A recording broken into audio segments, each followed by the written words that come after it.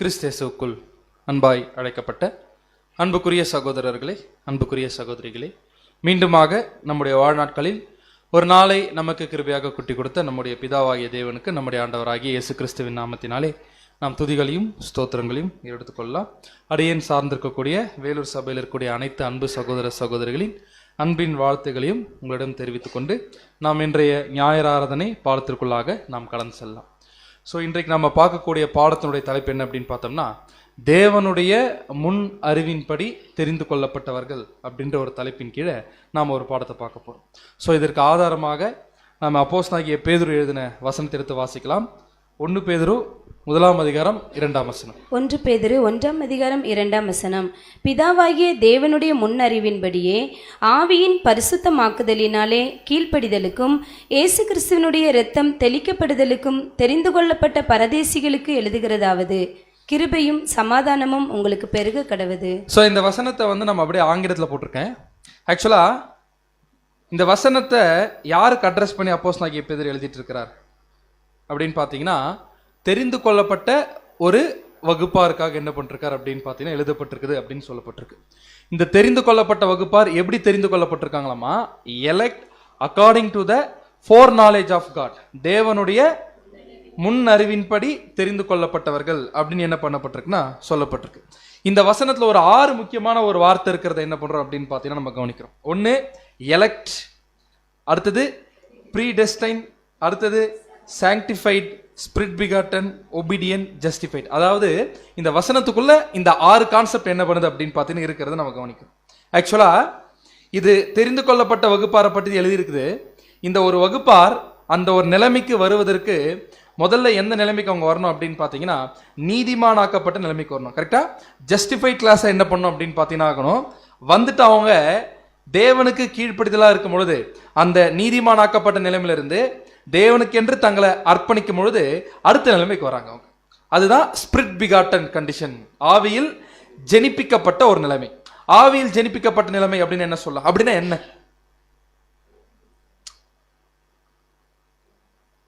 ஆவியில் ஜெனிப்பிக்கப்பட்டதுன்னா என்ன?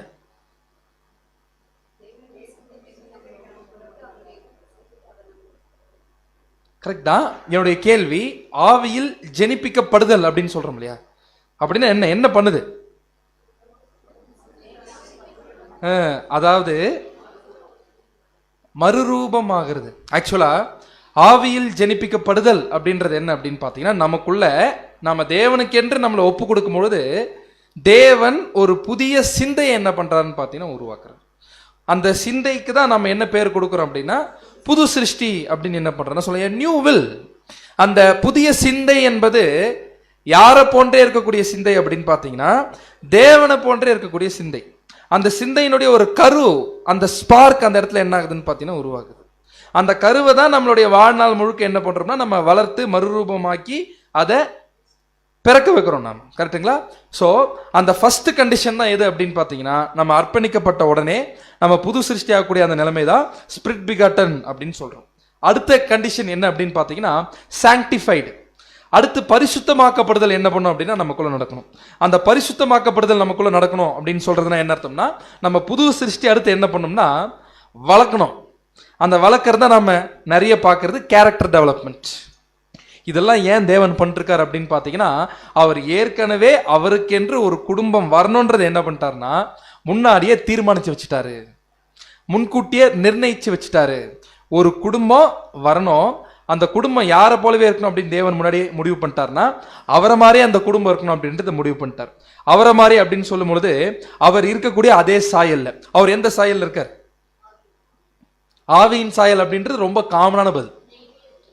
தெய்வீக தன்மை. கரெக்டுங்களா? தெய்வீக தன்மைக்கும் ஆவிக்குரிய தன்மைக்கும் என்ன வித்தியாசம்? சரி, இப்படி கேட்கிறேன், பிதாவாகிய தேவனுக்கும் தேவ தூதர்களுக்கும் என்ன வித்தியாசம்? ஒரு வித்தியாசமா இல்லையா? அவருக்கு அழியாம இருக்கு, தேவ தூதர்களுக்கு அழியாம இருக்கா? இருக்கா இல்லையா? இல்ல. இது எப்படி புரிஞ்சுக்கலாம்? பிதாவாகிய தேவனா கெட்டு போன தூதர்கள் வரமாட்டாங்க. நான் என்ன கேள்வி கேட்கறேன்னு பார்த்தீங்கன்னா, காமனா தேவ தூதர்களுக்கு சாகாம இருக்கா இல்லையா? நான் நல்ல தேவ தூதர்களுக்கே கேட்கிறேன். இல்லை.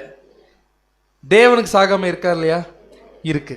அப்படின்னா சாகாமை நான் என்ன அப்படின்னு பார்த்தீங்கன்னா, யாராலையும் என்ன பண்ண முடியாது, அவங்கள அழிக்கவே முடியாது. யாராலையும் என்ன பண்ண முடியாது, அழிக்க முடியாது. அதான் இம்மார்டல் அப்படின்னு நம்ம சொல்றோம். பட் தேவ தூதர்களாகவே இருந்துட்டாலுமே they are mortal spirit beings. அவர்களை என்ன பண்ண முடியும், அவங்களை என்ன பண்ண முடியும்னு பார்த்தீங்கன்னா அழிக்க முடியும். ஸோ அப்படின்னா தேவன் அழிக்கவே முடியாத ஒரு சிருஷ்டிகளை என்ன பண்ணும் அப்படின்னு முடிவு பண்ணியிருக்காருன்னா, தனக்கென்று படைக்கணும் அப்படின்னு தேவன் முன்னாடியே முடிவு பண்ணி வச்சிருக்காரு. ஸோ அந்த ஒரு வகுப்பாருக்கு தான் என்ன பண்றாருன்னா இங்க அப்போஸ்தலனாகிய பேதுரு அட்ரஸ் பண்ணி எழுதுறாரு. இந்த சப்ஜெக்ட்ல நம்ம முக்கியமா 2 விஷயத்தை பத்தி என்ன பண்ண போறோம் அப்படின்னு பார்த்தீங்கன்னா பார்க்க போறோம். Election and predestination. Election அப்படின்னு சொன்ன உடனே எந்த எலெக்ஷன் நினைச்சிட வேண்டாம் அப்படின்னு பார்த்தீங்கன்னா, நம்ம எக்லீஷியால் நடக்கக்கூடிய எலெக்ஷனை பத்தி என்ன பண்ண போறதுலாம் பார்க்க போறது. இது தேவன் அவருடைய தெய்வீக குடும்பத்துக்கு அவர் செய்யக்கூடிய ஒரு எலெக்ஷனை பத்தி நம்ம பார்க்க போறோம். ப்ரீ டெஸ்டினேஷன் அப்படின்ற ஒரு வார்த்தை, அதனுடைய அர்த்தம் என்னன்றது நம்ம பார்க்கலாம். ஸோ ஒரு 3 முக்கியமான ஒரு வார்த்தையை நம்ம முதல்ல புரிஞ்சுக்கலாம் இந்த பாடத்துக்குள்ள போறதுக்கு முன்னாடி. முதல்ல ஃபோர் நோ அப்படின்னா என்ன அர்த்தம்? முன்னறிதல் அப்படிலாம் படிக்கிறோம் இல்லையா, அது ஆங்கிலத்துல ஃபோர் நோ அப்படின்னு இருக்கும். அதனுடைய கன்கரன்ஸ் நம்பர் வந்து 4267. அதனுடைய அர்த்தம் என்னன்னா, to know before hand. To know before hand அப்படின்னா என்ன அர்த்தம்? முன்னாடியே தெரிஞ்சுக்கிறது. ஃபோர்ஸா அப்படின்னா என்ன அர்த்தம்னா, டு பிஹோல்ட் இன் அட்வான்ஸ். பின்னாடி நடக்கக்கூடிய ஒரு விஷயத்தை முன்கூட்டியே தெரிந்து கொள்ளக்கூடிய ஒரு திறனுக்கு பேர் தான் முன்னறிதல் அப்படின்னு பார்க்குறோம். அந்த தமிழ்ல அந்த பேரே அழகா இருக்கு, முன்னறிதல் அப்படின்னு நம்ம பார்க்குறோம். ப்ரீ டெஸ்டைன் அப்படின்னா என்ன அர்த்தம்னு பார்த்தீங்கன்னா, முன்குறித்தல். முன்குறித்தல் அப்படின்னா என்ன அர்த்தம்னா, ஏற்கனவே ஒரு விஷயத்தை தீர்மானிச்சு வச்சிடறது. ஏற்கனவே ஒரு விஷயத்தை தீர்மானிச்சு வைக்கிறது பேர் தான் முன்குறித்தல் அப்படின்னு பார்க்குறோம். இது 2 விஷயத்தையும் பிதாவாகிய தேவன் பண்றாரா அப்படின்னு பார்த்தீங்கன்னா பண்றாரு. தேவன் முன்னாடியே முன் குறிச்சிட்டார், ப்ரீ டெஸ்டினேட் பண்ணிட்டார் அப்படின்னு சொல்லிட்டோம்னா, அதை தேவன் ஒரு காலம் என்ன பண்ண மாட்டார் அப்படின்னா மாத்திக்கவே மாட்டார். என்ன நடந்தாலும் அது என்ன ஆகியே தீரும் அப்படின்னா நடந்தே தீரும். சர்வலோகத்திலையும் யாராலையும் அதை என்ன பண்ண முடியாதுன்னா மாற்ற முடியாது, எதிர்க்க முடியாது அப்படின்றத நம்ம புரிஞ்சுக்கலாம். ஸோ இப்பேற்பட்ட வல்லமை தேவனுக்கு என்ன ஆகுது அப்படின்னு பார்த்தீங்கன்னா இருக்குது. ஒன்று டிசைட் பண்ணிட்டா அதை தேவன் என்ன பண்ணிடுவாரு, செஞ்சு முடிச்சிருவார். உதாரணத்துக்கு நம்மளால செய்ய முடியுமா? முடியாது. கரெக்டா? நாம ஒரு விஷயத்தை டிசைட் பண்ணிட்டா செஞ்சு முடிச்சிடறோமா? இல்லை. ஆனா தேவன் ஒரு விஷயத்தை முன்னாடியே டிசைட் பண்ணிட்டார்னா அதை என்ன பண்ணிடுவார் அப்படின்னு பார்த்தீங்கன்னா செஞ்சு முடிச்சிருவார் அப்படின்றத பார்க்குறோம். ஸோ இதுதான் இந்த வார்த்தைக்கான அர்த்தம். இப்போ தேவனுக்கு பின்னாடி நடக்கக்கூடிய விஷயத்தை முன்னாடியே தெரிந்து கொள்ளக்கூடிய திறன் இருக்கா அப்படின்னு கேள்வி கேட்டா என்ன பதில் சொல்லலாம்? தாராளமா இருக்கு. வசனம் வாசிக்கலாம். ஏசாயா 46ஆம் அதிகாரம் 9ஆம் வசனம். ஏசாயா 46ஆம் அதிகாரம் 9ஆம் வசனம். முந்தி பூர்வ காலத்தில் நடந்தவைகளை நினையுங்கள். நானே தேவன், வேறொருவரும் இல்லை. நானே தேவன், எனக்கு சமானம் இல்லை. அந்தத்தில் உள்ளவைகளை ஆதி முதற்கொண்டும் இன்னும் செய்யப்படாதவைகளை பூர்வ காலம் முதற்கொண்டும் அறிவிக்கிறேன். அப்படின்னா தேவன் எப்படி அறிவிக்கிறாராமா? இன்னும் செய்யப்படாதவைகளை பூர்வ காலம் முதற்கொண்டே நான் என்ன பண்றேன், அறிவிக்கிறேன் அப்படிங்கிறார். அதுதான் அவர் சொல்லக்கூடிய தீர்க்க தரிசனம். அப்படின்னா தேவன் ஒரு ப்ராஃபஸி சொல்லிட்டாருன்னா அந்த ப்ராஃபஸி எவ்வளோ அக்யூரேட்டா நடந்து முடியுதுங்க. 100% என்ன ஆகுது அப்படின்னு பார்த்தீங்கன்னா நடந்து முடியுது. அப்படின்னா தேவனுக்கு சர்வ வல்லமை என்னக்கூடிய ஒரு திறனும் இருக்குது, அவருக்குள்ள சர்வ ஞானமும் இருக்கு. ஆங்கிலத்தில் ஆம்னிஷியன்ஸ் அப்படின்வாங்க. அப்படின்னா இப்பேற்பட்ட ஒரு சர்வ வல்லவர் தான் நம்முடைய பிதாவாகிய தேவன். கரெக்டுங்களா? இப்பேற்பட்ட சர்வ வல்லவர் தான் நம்முடைய பிதாவாகிய தேவன். இப்போ இப்பேற்பட்ட பிதாவாகிய தேவனால செய்ய முடியாது எதா இருக்கா? தேவனால் செய்யவே முடியாதுங்க அப்படின்னு சொல்றது எதனா இருக்கா? தேவனால் எல்லாமே செய்ய முடியுமா? எல்லாமே முடியும். அவரால் முடியாது எதுவுமே கிடையாது. தேவனால் எல்லாமே முடியும். இல்ல இருக்கு, முடியாது, எல்லாமே முடியாது. 2 பதில் வருது. தேவனால எல்லாமே செய்ய முடியும். சரி, இந்த பாடத்துல நம்ம ஒரு மிக முக்கியமான ஒரு கேள்விக்கு தான் என்ன பண்ண போறோம் அப்படின்னு பார்த்தீங்கன்னா பதில் பார்க்க போறோம். அந்த மிக முக்கியமான கேள்வி என்னன்றது முதல்ல என்ன பண்ணிடுறேன் கேட்டுடுறேன். இந்த பாடம் போக போக அதற்கான பதில் என்ன பண்ணிடலான்னு பார்த்தீங்கன்னா வசனத்தை வச்சும் தேவோடைய கேரக்டர் வச்சு என்ன பண்ணலாம் கண்டுபிடிச்சிடலாம். அந்த முக்கியமான கேள்வி என்ன அப்படின்னு பார்த்தீங்கன்னா, நம்ம எல்லாரும் ஞானஸ்தானம் எடுக்கணும்ல, பேப்டிசம் எடுக்கும்போது அழைக்கிறார்ல தேவன், அழைச்சி நம்ம ஒப்பு கொடுக்க வரும்ல, அப்பவே யார் யாரெல்லாம் சபை ஆவாங்க ஆக மாட்டாங்கன்றத தேவன் தெரிஞ்சுக்கிறாரா? தேவனுக்கு தெரியுமா? தெரியும்? தெரியாது? தெரியுமா தெரியாது? தெரியாதா? தெரியும், தெரியும். சரி, நம்ம ஒப்பு கொடுத்து தான் பேப்டிசம் எடுத்துட்டோம். அப்ப அந்த சமயத்துல தேவனுக்கு அது தெரியுமா தெரியாது? 2 பதில் வந்துருச்சு. ஸோ அதனால என்ன பண்ணலாம் அப்படின்னு பார்த்தீங்கன்னா, நம்ம பதில பார்த்துடலாம் இந்த பாடத்துல. ஸோ ஃபர்ஸ்ட் இந்த கேள்விக்கு நம்ம பார்க்கலாம். God cannot. நான் ஒன்றும் எதுவுமே பேசல, அதுக்கப்புறம் சொல்லுங்க. காட் கேனாட் அப்படின்னா இந்த வார்த்தை அப்படியே தமிழ் சொன்ன எப்படி சொல்லலாம்? தேவனால் முடியாது. கரெக்டா? இது சொல்லும் பொழுதே நம்மளால என்ன பண்ண முடியறதில்லை அப்படின்னு பார்த்தீங்கன்னா, டைஜஸ்டே பண்ண முடியறதில்லை. கரெக்டா? தேவனால் போய் முடியாதா அப்படின்னு. ஸோ தேவனால் முடியாத காரியம் எதுனா இருக்கா பிரதர் அப்படின்னு கேட்டாலே பொதுவாக என்ன பதில் வந்துன்னா, பிரதர் தேவனால என்ன பண்ண முடியாதுங்க, அவரால் முடியாத காரியம் ஒண்ணுமே இல்லை அப்படின்னு சொன்னோம்னா நம்ம தேவனை பற்றின முழுமையான ஒரு புரிதலுக்குள்ள வரலன்னு அர்த்தமாயிரும். ஏன் தெரியுங்களா? வசனம் வாசிக்கலாம். எபிரேயர் 6 அதிகாரம் 18 வசனம். எபிரேயர் 6 அதிகாரம் 18 வசனம். நமக்கு முன் வைக்கப்பட்ட நம்பிக்கையை பற்றி கொள்ளும்படி அடைக்கலமாய் ஓடி வந்த நமக்கு 2 மாறாத விசேஷங்களினால் நிறைந்த ஆறுதல் உண்டாகும்படிக்கு எவ்வளவேனும் பொய்யுரையாத தேவன் அப்படி செய்தார். தேவனால் பொய் சொல்ல முடியுமா? தேவனால் பொய் சொல்ல முடியுமான்னு கேட்டேன். இப்ப கொஞ்ச நேரத்துக்கு முன்னாடி நம்ம என்ன பதில் சொன்னோம்?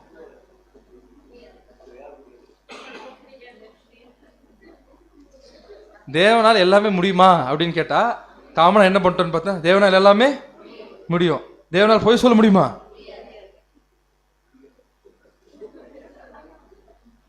அப்படின்னா ஆக்சுவலா அவரால் பொய் சொல்ல முடியாது அப்படின்றது எப்படி எடுத்துக்கூடாதுன்னு பார்த்தீங்கன்னா, அதற்கான ஒரு திராணி இல்லை அவருக்கு, அதற்கான வல்லமை இல்லை அப்படி கிடையாது. அவரால் பொய் சொல்ல முடியுமான்னு கேட்டா அதுதான், பொய் சொல்ல முடியும் ஆனா என்ன பண்ண மாட்டாருங்க, பொய் சொல்ல மாட்டார். புரிஞ்சுங்களா? பொய் சொல்ல முடியும் ஆனா பொய் சொல்ல மாட்டார். ஏன் சொல்ல மாட்டார்?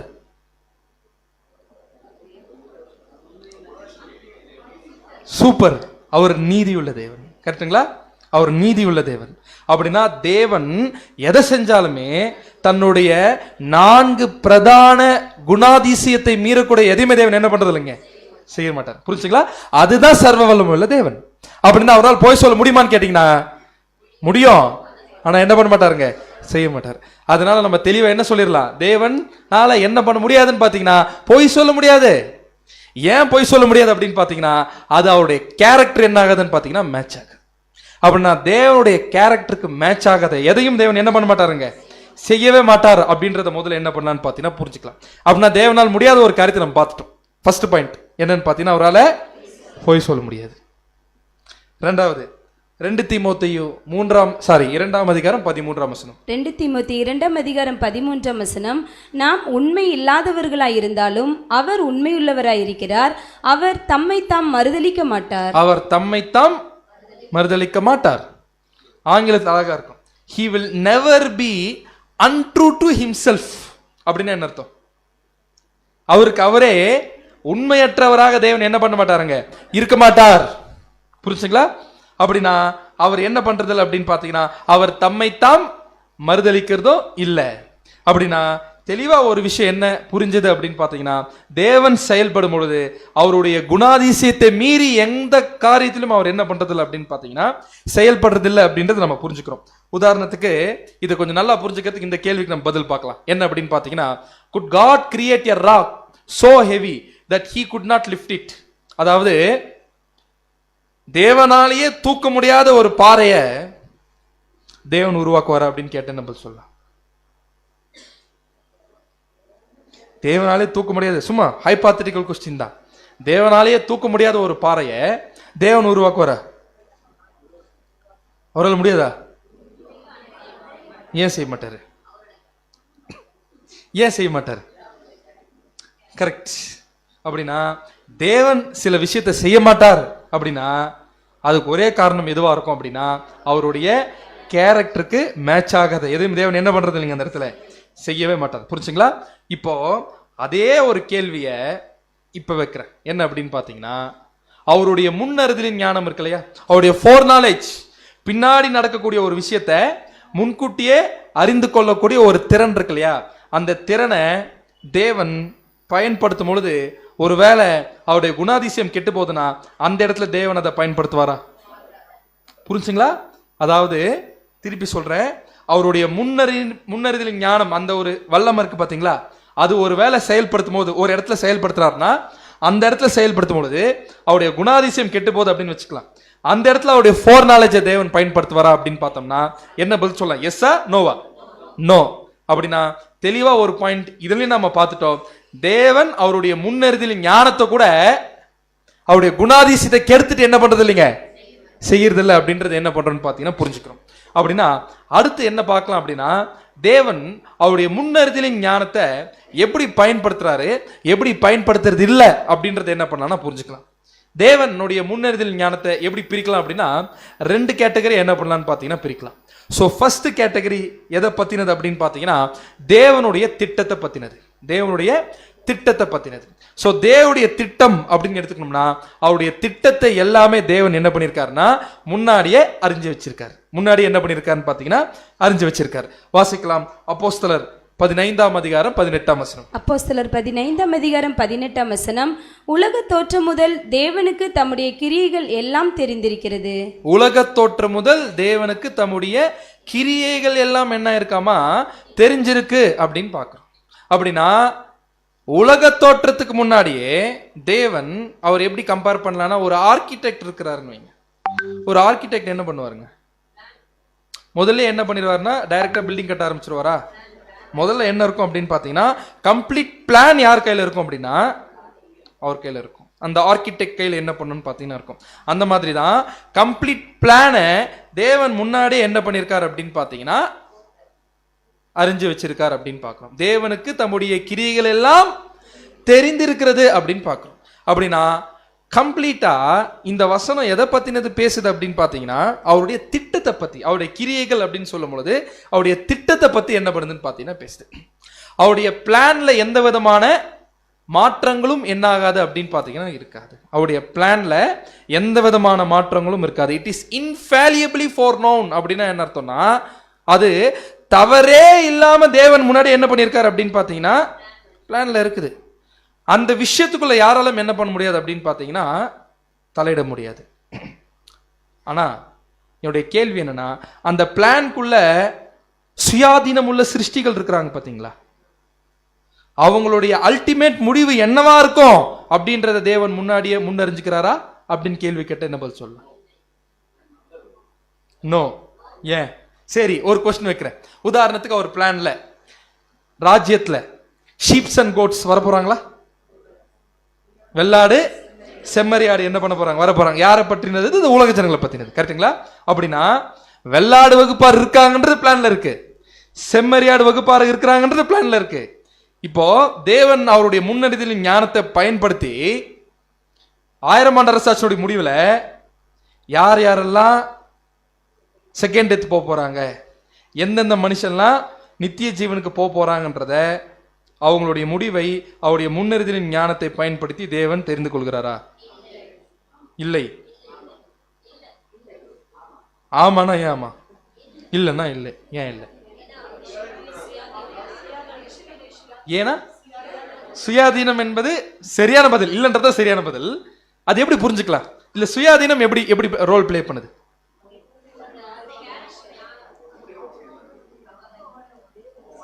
கரெக்ட், நீங்க சொல்றது எல்லாமே. அது இன்னும் அது ஒரு கேரக்டர் சரியா செட் ஆகாது, அவருடைய கேரக்டர் லூஸ் பண்ற மாதிரி ஆயிரும். நீங்க சொல்றது கரெக்டான பதில். பட் எப்படி? சிம்பிளான லாஜிக். நாளைக்கு எல்லாருமே உயிரோடு எழுந்து வர போறாங்களா? மகாபத்திரம் காலம் முடிஞ்சு உயிரோடு எழுந்து வந்த உடனே எல்லாருக்கும் தேவன் எதை பிராமிஸ் பண்றாரு? எல்லா உலக ஜனங்களுக்கு எதை பிராமிஸ் பண்றாரு? தேவன் நித்திய ஜீவனை என்ன பண்றாருங்க? பிராமிஸ் பண்றாரு. ஒருவேளை முன்னாடியே தெரிஞ்சுக்கிறார் சில பேருடைய முடிவெல்லாம், சில பேர் செகண்ட் டெத்தா போறாங்கன்னு தெரிஞ்சுக்கிட்டாரு. அவங்களையும் கூப்பிட்டு உனக்கு நான் எதை வாக்களிக்கிறேன், நித்திய ஜீவனை என்ன பண்றேன் நான் உனக்கு வாக்களிக்கிறேன்னு சொன்னா என்ன ஆயிரும்? தேவன் அந்த இடத்துல பொய் சொல்ற மாதிரி ஆயிரும். புரிஞ்சுங்களா? அப்படின்னா தேவன் அவருடைய திட்டத்தை முன்னாடியே முன்னறிஞ்சு வச்சிருக்காரே தவிர்த்து அதுக்குள்ள இருக்கக்கூடிய சுயாதீனம் உள்ள சிருஷ்டிகளுடைய அல்டிமேட் முடிவை எந்த இடத்துல தேவன் தெரிஞ்சுக்க மாட்டார் அப்படின்னு பாத்தீங்கன்னா எந்த இடத்துல அவர் தெரிஞ்சுக்க மாட்டாருன்னா அவருடைய குணாதிசயம் எங்க கெட்டு போகுதோ அங்க என்ன பண்ண மாட்டாருங்க, தெரிஞ்சு கொள்ளவே மாட்டார். ஸோ அப்படின்னா தேவன் போட்ட பிளான் பர்ஃபெக்டாகவும் நடக்கணும், அதே மாதிரி எதுலையும் தேவன் தலையிட மாட்டார். அப்படின்னா சுயாதீனத்துல என்ன பண்ண மாட்டாரா, தலையிட மாட்டார். இதை நம்ம புரிஞ்சுக்கிறதுக்கு சில வேத வசனங்கள் எடுத்து வாசிக்கலாம். எபேசியர் 1:4. எபேசியர் 1:4 தமக்கு முன்பாக நாம் அன்பில் பரிசுத்தம் உள்ளவர்களும் குற்றம் இல்லாதவர்களுமாய் இருப்பதற்கு அவர் உலக தோற்றத்துக்கு முன்னே கிறிஸ்துவுக்குள் நம்மை தெரிந்து கொண்டபடியே. அவர் உலக தோற்றம் முன்னே கிறிஸ்துவுக்குள் நம்மை தெரிந்து கொள்ளபடியே. அப்படின்னா இதை எப்படி புரிஞ்சுக்கலாம்? உலக தோற்றம் முதல் கிறிஸ்துவுக்குள் நம்ம தெரிந்துட்டார் அப்படின்றது எப்படி புரிஞ்சுக்கலாம்? இல்ல உலக தோற்றத்துக்கு முன்னாடினா எப்போ? இது எப்பயோ, கரெக்டுங்களா? உலகெல்லாம் படைக்கப்படுவதற்கு முன்பாகவே, சரிங்களா? உலகெல்லாம் படைக்கப்படுவதற்கு முன்பாகவே கிறிஸ்துவுக்குள்ள நம்மளை தெரிஞ்சுக்கிட்டாராமா தேவன். அப்படின்னா எப்பவே தெரிந்து கொண்டிருக்காருன்னு இதை புரிஞ்சுக்கலாம். நாம எல்லாம் படைக்கப்படுவதற்கு முன்பாகவே இந்த விஷயம் இருக்கு அப்படின்றத நம்ம புரிஞ்சுக்கலாம். அப்படின்னா இந்த தெரிந்து கொள்ளுதல் எப்படி நம்ம அண்டர்ஸ்டாண்ட் பண்ணலாம்? இன்னார் வரணும், தெரிந்து கொண்டார் அப்படின்னு பார்க்கும்போது தேவன் வந்து மைண்ட்ல அப்படியே இருக்குது. என்ன அப்படின்னு பார்த்தீங்கன்னா, உதாரணத்துக்கு இந்த குரூப்புக்குள்ள வந்து கண்ணன் பிரதர் இருக்காரு, தயானன் பிரதர் இருக்காரு, கிறிஸ்துவுக்குள் நம்மை தெரிந்து கொண்டபடி அப்படி எடுத்துக்கலாமா? இல்லை. அப்படின்னா நம்மை அப்படின்னு இந்த இடத்துல அப்போஸ்தல் பவுல் பேசுறது எது அப்படின்னு பார்த்தீங்கன்னா, வகுப்பார், ஒரு குரூப், அந்த ஒரு குடும்பத்தை தான் தேவன் என்ன பண்ணியிருக்காருன்னு பார்த்தீங்கன்னா கிறிஸ்துவுக்குள்ள முன்னாடியே தெரிந்து கொண்டார் அப்படின்னு இருக்கும்பொழுது, தேவனுக்கு முன்னாடியே என்ன இருக்குது அப்படின்னு பார்த்தீங்கன்னா பெரிய பிளான் தேவன் என்ன பண்ணியிருக்காருன்னு பார்த்தீங்கன்னா போட்டிருக்காரு. அப்படியே இந்த பிளானை கொஞ்சம் புரிஞ்சுக்கிறதுக்கு அப்படியே கொஞ்சம் பின்னாடி நம்ம பின்னாடி போகலாம் அப்படின்னு பார்க்கும்போது ஏதேன் தோட்டத்துக்கும் கொஞ்சம் பின்னாடி போகலாம். ஏதேன் தோட்டத்துக்கும் கொஞ்சம் பின்னாடி போனால் என்ன வரும்? சிருஷ்டிகள். அப்படியே இன்னும் பின்னாடி போனீங்கன்னா பூமியே விட்டுருங்க, அதுக்கும் பின்னாடி போங்க. நீங்க தேவதூதருடைய படைப்பு, தேவதூதருடைய படைப்புக்கும் கொஞ்சம் பின்னாடி போங்க. ஆண்டவராகிய இயேசு கிறிஸ்துவனுடைய படைப்பு, கரெக்டா? அதுக்கும் பின்னாடி போங்க. தேவன் மட்டும்தான், அதுக்கும் பின்னாடி போங்க.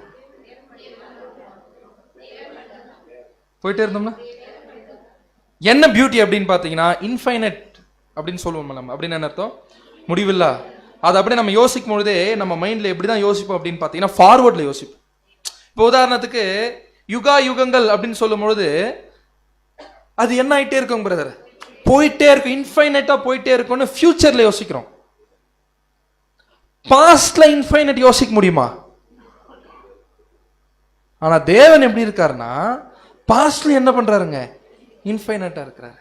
இது எப்படின்னு நம்மளால என்ன பண்ண முடிய மாட்டேங்குது, கிரகிக்க முடியல. ஏன் அப்படின்னா தேவன் நேரத்திற்கும் அப்பாற்பட்டவர். டைமே எப்பதான் உருவாகுது அப்படின்னு பார்த்தீங்கன்னா, எப்போ லோகோஸோ படிக்கிறாரோ அப்பதான் டைம் உருவாகுது. ஏசையால ஒரு வசனத்துல ஃபெரர் அப்படின்ற ஒரு டிரான்ஸ்லேஷன்ல அழகா இருக்கும் ஒரு ஆங்கில வசனம். ஆங்கிலத்தில் I existed before the time created its. தேவன் சொல்றாரு, நேரமானது படைக்கப்படுறதுக்கு முன்னாடி நான் என்ன பண்றேன்? இருக்கேன். அதனால்தான் யோவான்ல கூட நம்ம படிப்போம், ஆதியில வார்த்தை இருந்தது, in the beginning there was a word. அப்படின்னா தொடக்கம் ஆரம்பிக்கும் பொழுது தான் அங்க லோகோஸ் என்ன பண்றாரு? இருக்கிறாரு. அந்த தொடக்கம் ஆரம்பிக்கும் பொழுது தான் நம்ம புரிஞ்சுக்கிற மாதிரி சொன்னோம்னா கிளாக் ஓட ஆரம்பிக்குது. அதுக்கு முன்னாடி அதுவும் இல்லை. தேவன் நேரத்தை என்ன பண்றாருங்க? உருவாக்குறார். அப்படின்னா இதெல்லாம் படைக்கப்படுவதற்கு முன்பாக ஒரு கட்டத்துல தேவன் அவருடைய சிருஷ்டிகளை படைக்கணும்னு முடிவு பண்ணியிருப்பார்ல.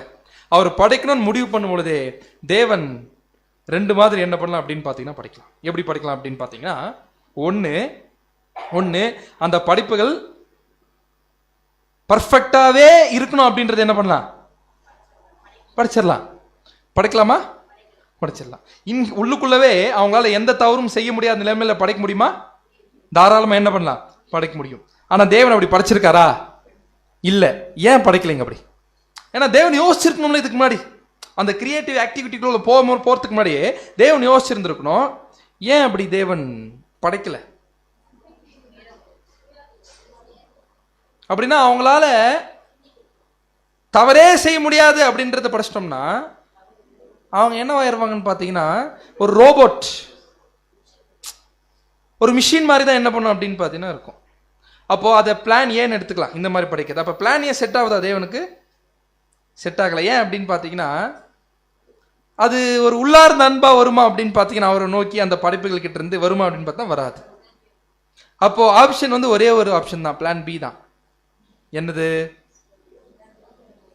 சுயாதீனம் உள்ள படைப்புகள் என்ன பண்ணலாம், படைக்கலாம்னு சொல்லும்போது மிகப்பெரிய பிரச்சனை இந்த பிளான் பில இருக்கு. என்ன பிரச்சனை?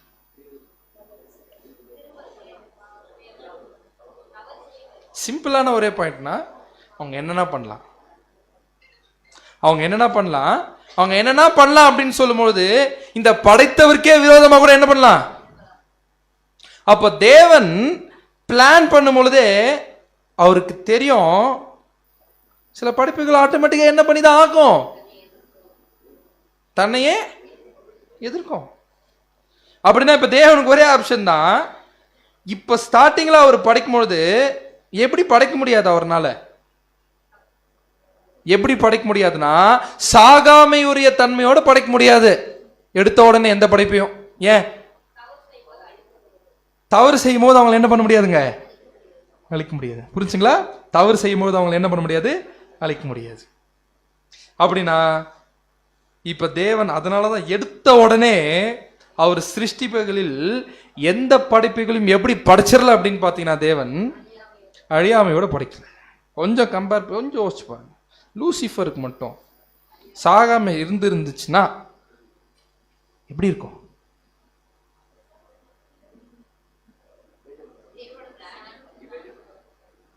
ஒண்ணுமே பண்ண முடியாது. இமேஜின் பண்ண முடியுதா? வாழ்றது பிடிக்குமா யாருக்குன்னா? அப்படின்னா அப்ப தேவன் அதனால தான் என்ன பண்ணீங்க அந்த இடத்துல கொடுக்கு. ஸோ பிரதர் ரசல் அழகா 6th வால்யூம் எழுதும் போது என்ன எழுதுறாரு அப்படின்னு பார்த்தீங்கன்னா லோகோஸ் படைக்கிறார், லூசிஃபர் படைக்கிறார், படைக்கும் போது பூரணமாக படைக்கப்பட்டவர்கள். ஒரு கேள்வி என்பது பூர்ணமாக தான் நம்ம தேவன் படிச்சார், பட் எப்படி தப்பு பண்ண முடிஞ்சது அப்படின்னு பார்த்தீங்கன்னா அந்த இடத்துல லூசிஃபர்னால அவர் படைக்கும் போது தான் பூர்ணமாக படைப்பாரு. பூரணமாக இருக்கிறது யார் கையில் இருக்கு அப்படின்னு பார்த்தீங்கன்னா அந்தந்த தனிநபர் கையில் இருக்கு. நம்ம லூசிஃபர் சொல்றதா லோகோஸ்க்கு என்ன ஆகுங்க அந்த இடத்துல பொருந்தும். அப்போ தேவன் இது படைச்சிட்டாரு, தேவ தூதர்களை படைச்சிட்டாரு, நல்லா போயிட்டு இருக்குது. அதுக்கப்புறமா தேவனுடைய திட்டத்தில் அடுத்த பிளான் வருது. என்ன பிளான் அப்படின்னு பார்த்தீங்கன்னா மனுஷனை என்ன பண்ணும் அந்த இடத்துல படைக்கணும். இப்ப மனுஷனை படைக்கணும் தேவன் என்ன பண்றாரு அப்படின்னு பார்த்தீங்கன்னா முடிவு பண்றாரு. முடிவு பண்ணும்பொழுது யாரை போலவே படைக்கணும்னு முடிவு பண்றாருன்னு பார்த்தீங்கன்னா அவர் மாதிரியே படைக்கணுன்றதை தேவன் என்ன பண்றாருன்னா முடிவு பண்றாரு. அவர் மாதிரியே படைக்கணும்னு முடிவு பண்ணும்பொழுது அவர் எப்படி இந்த சர்வலோகத்துக்கு ஒரு ராஜாவா இருக்கிறாரோ அதே மாதிரி மினியேச்சரா சின்னதா இந்த மனுஷன் பூமிக்கு என்னவா இருக்கணும், ராஜாவா இருக்கணுன்றதை தேவன் என்ன பண்றாருன்னு பார்த்தீங்கன்னா முடிவு பண்றாரு. அப்படி தேவன் முடிவு பண்ணும் பொழுதே அந்த பிளான் போடும்பொழுது அந்த பிளான்ல என்னென்ன விஷயங்கள் நடக்கும்ன்றத தேவனால் என்ன பண்ண முடியும், அவருடைய ஞானம் தெளிவா என்ன பண்ணும் அப்படின்னு பார்த்தீங்கன்னா சொல்லும். அப்படின்னா இந்த இடத்துல சுயாதீனம் உள்ள ஒரு படைப்பை படைக்கணும்னா அந்த சுயாதீனம் உள்ள ஒரு படைப்பை அந்த சுயாதீனத்தை டெஸ்ட் பண்ணோம்னா என்ன பண்ணி ஆகணும், சுயாதீனத்தை டெஸ்ட் பண்றது ஏதோ ஒரு விஷயத்தை என்ன பண்ணி ஆகணும், செஞ்சுதான் ஆகணும். ஏதோ ஒரு விஷயத்தை என்ன பண்ணணும்னு பார்த்தீங்கன்னா வைக்கணும். அதை வச்சதான் எது அப்படின்னு பார்த்தீங்கன்னா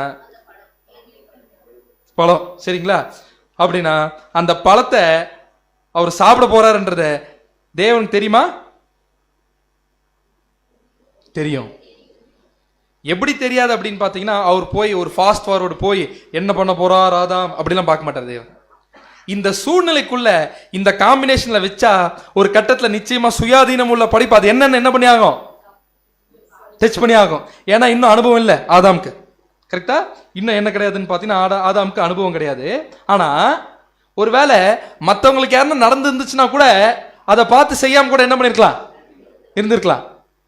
அப்படி ஏற்கனவே ஏதாவது நடந்திருக்கா அப்படின்னு பார்த்தீங்கன்னா ஏற்கனவே எதுவுமே நடக்கல. அதனால அந்த இடத்துல ஆதாம் அந்த ஒரு காம்பினேஷன் வைக்கும்போது நிச்சயமா என்ன பண்ணிதான் ஆவாரு. பட் இதே டைம்ல திடீர்னு அவருடைய குடும்பத்தில் இன்னொரு சுயாதீனம் உள்ள ஒரு சிருஷ்டி திரும்புது. லூசிஃபர் நம்ம கூட படிச்சிருக்கோம். உன்னில் அநியாயம் கண்டுபிடிக்கிற வரைக்கும் நீ வழியில் எப்படி இருந்த, குறைவற்று என்ன பண்ண அப்படின்னு பார்த்துதான் இருந்த. குறைவற்று இருந்தன்னா அவரோட கேரக்டர் எப்படி இருந்திருக்கும், யார் நல்லவர் அப்போ? யார் நல்லவர் தான் இருக்காரு? லூசிஃபர் அவ்வளோ நல்லவராக என்ன பண்ணியிருக்காருங்க, இருந்திருக்கிறாரு. பட் இந்த இடத்துல சுயாதி இப்போ நாம கூட சொல்லுவோம், பிரதர் இப்படி ஒரு தப்பு பண்ணதுக்கு என்னை யார் ஏமாத்திட்டா, அந்த பாயிண்ட்ல என்ன சாத்தான் என்ன பண்ணிட்டாங்க சார், என்னை வஞ்சிட்டாங்க சார் அப்படின்னு சில சமயத்தில் என்ன பண்ணணும்னோ அப்படி சொல்லுவோம் நம்ம. அந்த மாதிரி சாத்தானுக்கு பண்ணுறதுக்கு யாருன்னா இருக்காங்களா? யாருமே கிடையாது. அவன் எப்படி பண்ணா, ஏன் பண்ணா, அவனா பண்ணா, சுயாதீனம். அப்படின்னா அந்த இடத்துல பார்க்கும் பொழுது அவனுக்கு ஒரு ஆம்பிஷியஸ் தாட் வருது, ஒரு மேட்டிமையான எண்ணம் வரதுக்கு காரணம் என்ன அப்படின்னு பார்த்தீங்கன்னா, அந்த மனுக்குலம் படைக்கப்பட்டு பார்க்குறான், யாருக்குமே இல்லாத கெப்பாசிட்டி மனுக்குலத்துக்கு இருக்கு. தேவ தூதருக்கு இல்லாத ஒரு கெப்பாசிட்டி மனுக்குலத்துக்கு இருக்கு. என்ன கெப்பாசிட்டி அது? தேவ தூதருக்கு இல்லாத ஒரு கெப்பாசிட்டி மனுக்குலத்துக்கு இருக்கு. அப்ப இவங்கெல்லாம் இல்லையா? தேவ தூதர்கள் அவங்கெல்லாம் மனுஷனுக்கே ஒரு படி மேல இல்ல.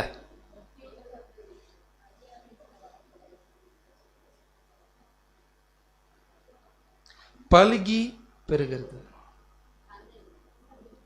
சந்ததியை பெருக்கக்கூடிய வல்லமை யாருக்குமே கிடையாது. அப்படின்னா முடிவு பண்றான், இப்படி ஒரு சந்ததியை பெருக்கக்கூடிய வல்லமை உங்களுக்கு இருக்குதுன்னா, ஏன்னா தேவன் ஆதாம் தப்பு பண்றதுக்கு முன்னாடி தான் என்ன சொல்றாரு, பலுகி பெருகி பூமியை நிரப்புங்கள்ன்றது. ஆதாம் தவறு பண்றதுக்கு முன்னாடி தான் தேவன் என்ன பண்றாரு அந்த இடத்துல சொல்றாரு. அப்படி இருக்கும் பொழுது தெளிவா என்ன புரியுது அப்படின்னு பார்த்தீங்கன்னா, இந்த ஒரு படைப்பை தன் கைக்குள்ள வச்சுக்கிட்டோம்னா, எப்படி தேவன் சர்வலோகத்துக்கும் ராஜாவா இருக்காரோ, இந்த படைப்புக்கு நம்ம என்னவா இருக்கலாம், ராஜாவா இருக்கலாம். வேற அழகா எழுதுறாரு, நான் வானத்துக்கு ஏறுவேன் சிங்காசனத்துல உட்காருவன்றது நம்ம எப்படி அண்டர்ஸ்டாண்ட் பண்ணிக்கூடாதுன்னா, அவர் அப்படியே தேவனையே போய் தள்ளி விட்டு தேவனுடைய இடத்துல போய் உட்கார்ற அளவுக்குலாம் சாத்தான் யோசிச்சிருக்க மாட்டான். ஏன்னா அவனுக்கே நல்லா தெரியும் அது என்ன பண்ண முடியாது, செய்ய முடியாது. அப்படி செஞ்சா மற்ற தேவதூதர்களும் என்ன பண்ணிக்க மாட்டாங்க, அதை அக்செப்ட் பண்ண மாட்டாங்கன்றதுலாம் யாருக்கு நல்லாவே தெரியும், அவனுக்கு தெரியும். பட் இந்த எண்ணம் எங்க வருது அப்படின்னு பார்த்தீங்கன்னா, எதுக்குள்ள மட்டும் அவனுக்கு வருதுன்னு பார்த்தீங்கன்னா, இந்த தாட்டுக்கு மட்டும் என்ன ஆகுது அப்படின்னு பார்த்தீங்கன்னா வருது. அப்படின்னா தேவன் யாரையும் டெஸ்ட் பண்றாரு அப்படின்னு பார்த்தா, அந்த இடத்துல ஏதேன் தோட்டத்தில் வச்சு சாத்தானே தான் என்ன பண்றாருங்க, சோதிக்கிறார். கரெக்டா இல்லையா? அப்படின்னா தேவன் பொல்லாங்கள டெம்டேஷன்லாம் கொடுக்கல. தேவன் ஆக்சுவலா என்ன பண்றாரு அப்படின்னு பார்த்தீங்கன்னா, டெஸ்ட் பண்றாரு. தேவன் டெம்ப்ட் பண்றவர் கிடையாது, ஆனா டெஸ்ட் பண்றவர். இப்போ யாருக்கும் சுயாதீனம் உள்ள படைப்பு இருக்கு, லூசிஃபரும் அவருடைய கேரக்டர் அந்த இடத்துல என்ன ஆகணுங்க, டெஸ்ட் பண்ணும். அப்ப தெரியுது இந்த காம்பினேஷன் ஆகும் பொழுது நிச்சயமா அந்த இடத்துல என்ன ஆகும், விழுந்துருவான் மனுஷன். அவர் ஞானம் சொல்லுது, அப்படி விழுந்தானா ஒரு மிகப்பெரிய தீமை என்ன ஆகுங்க, வரும். அப்ப அந்த தீமையை பர்மிட் பண்றது சரி அப்படின்னு அவருடைய ஞானம் என்ன பண்ணுது அந்த இடத்துல சொல்லுது.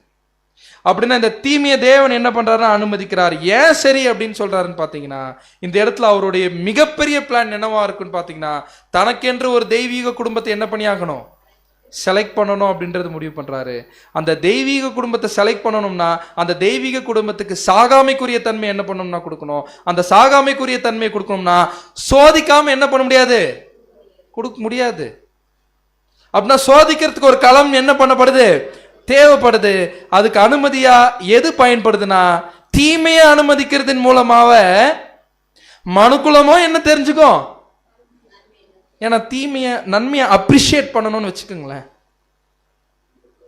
எது தெரிஞ்சாதான் அப்ரிஷியேட் பண்ண முடியும், தீமையினுடைய ஒரு மோசமான ஒரு முகம் என்னன்னு தெரிஞ்சாதான் நன்மை என்ன பண்ண முடியும், அந்த இடத்துல அதை புரிஞ்சுக்கிட்டு அதை அப்ரிஷியேட் பண்ணி எனக்கு நன்மை வேணும்ன்றதை என்ன பண்ண முடியும்னா சொல்ல முடியும். ஆனா அதை பத்தியே தெரியாம இருக்கும் பொழுது அதெல்லாம் என்னென்ன என்ன ஆகாதுங்க, அதெல்லாம் நன்மை செஞ்சா நல்ல விஷயம் கூட என்ன ஆகாதுன்னு பார்த்தீங்கன்னா தெரியாது. அப்படி யோசிக்கிறவரு அதே சமயத்துல முடிவு பண்றாரு, இதை மீட் எடுக்கணும்னா யாராவது ஒருத்தர் மேல இருந்தா என்ன பண்ணி ஆகணும், வரணும். அப்ப மேல இருந்து யார் அனுப்பலாம் அப்படின்னு பாத்தீங்கன்னா, லோகோஸ் அனுப்பலாம். அதனுடைய முடிவு ஏன் இருக்கணும், ஏற்கனவே பார்த்திருக்காரு. இப்ப லோகோஸ் அனுப்பும் பொழுது லோகோஸ் என்ன பண்ணும் அப்படின்னு பாத்தீங்கன்னா சோதிக்கணும். டெஸ்ட் பண்ணிட்டோம்னா அந்த இடத்துல யாரைய தூக்கிடலாம் அப்படின்னு பாத்தீங்கன்னா, லோகோஸ் என்ன பண்ணிடலாம், அந்த இடத்துல சாகாமைக்குரிய ஜீவியை என்ன பண்ணலாம் அப்படின்னு பாத்தீங்கன்னா நாம எடுக்கலான்னு முடிவு பண்றாரு. அதே மாதிரி அந்த கிறிஸ்துவுக்குள்ள ஒரு வகுப்பாரியை என்ன பண்ணலாம், நாம தெரிஞ்சுக்கலாம் அப்படின்றது தேவன் முன்னாடி என்ன பண்ணிட்டாருங்க, இந்த இடத்துல அறிஞ்சுக்கிட்டார். நாம அதான் பார்க்கிறோம், ரட்சிப்பின் அதிபதியை உபத்திரவத்தினாலே பூரணப்படுத்துவது அவருக்கு ஏற்றதா இருக்கு. பூரணப்படுத்துறதுன்னு அர்த்தம் என்ன அர்த்தம்? பர்ஃபெக்டட்னு இருக்கும். அப்படின்னா ரட்சிப்பின் அதிபதியை உபத்திரவத்தினாலே பூரணப்படுத்துறது அவருக்கு சித்தமா இருக்குன்னா அப்படின்னா அவர் அதுக்கு முன்னாடி பூரணமா இல்லையா?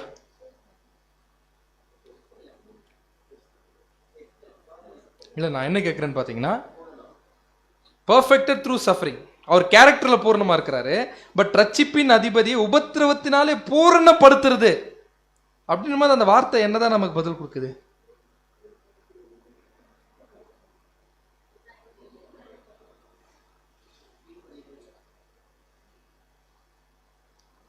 சரி, இன்னொரு வார்த்தை கேட்கிறேன். அவர் குமாரனாயிருந்தும் பட்ட பாடுகளினாலே கீழ்ப்படிதலை கற்றுக்கொண்டார் அப்படின்னு என்ன அர்த்தம்?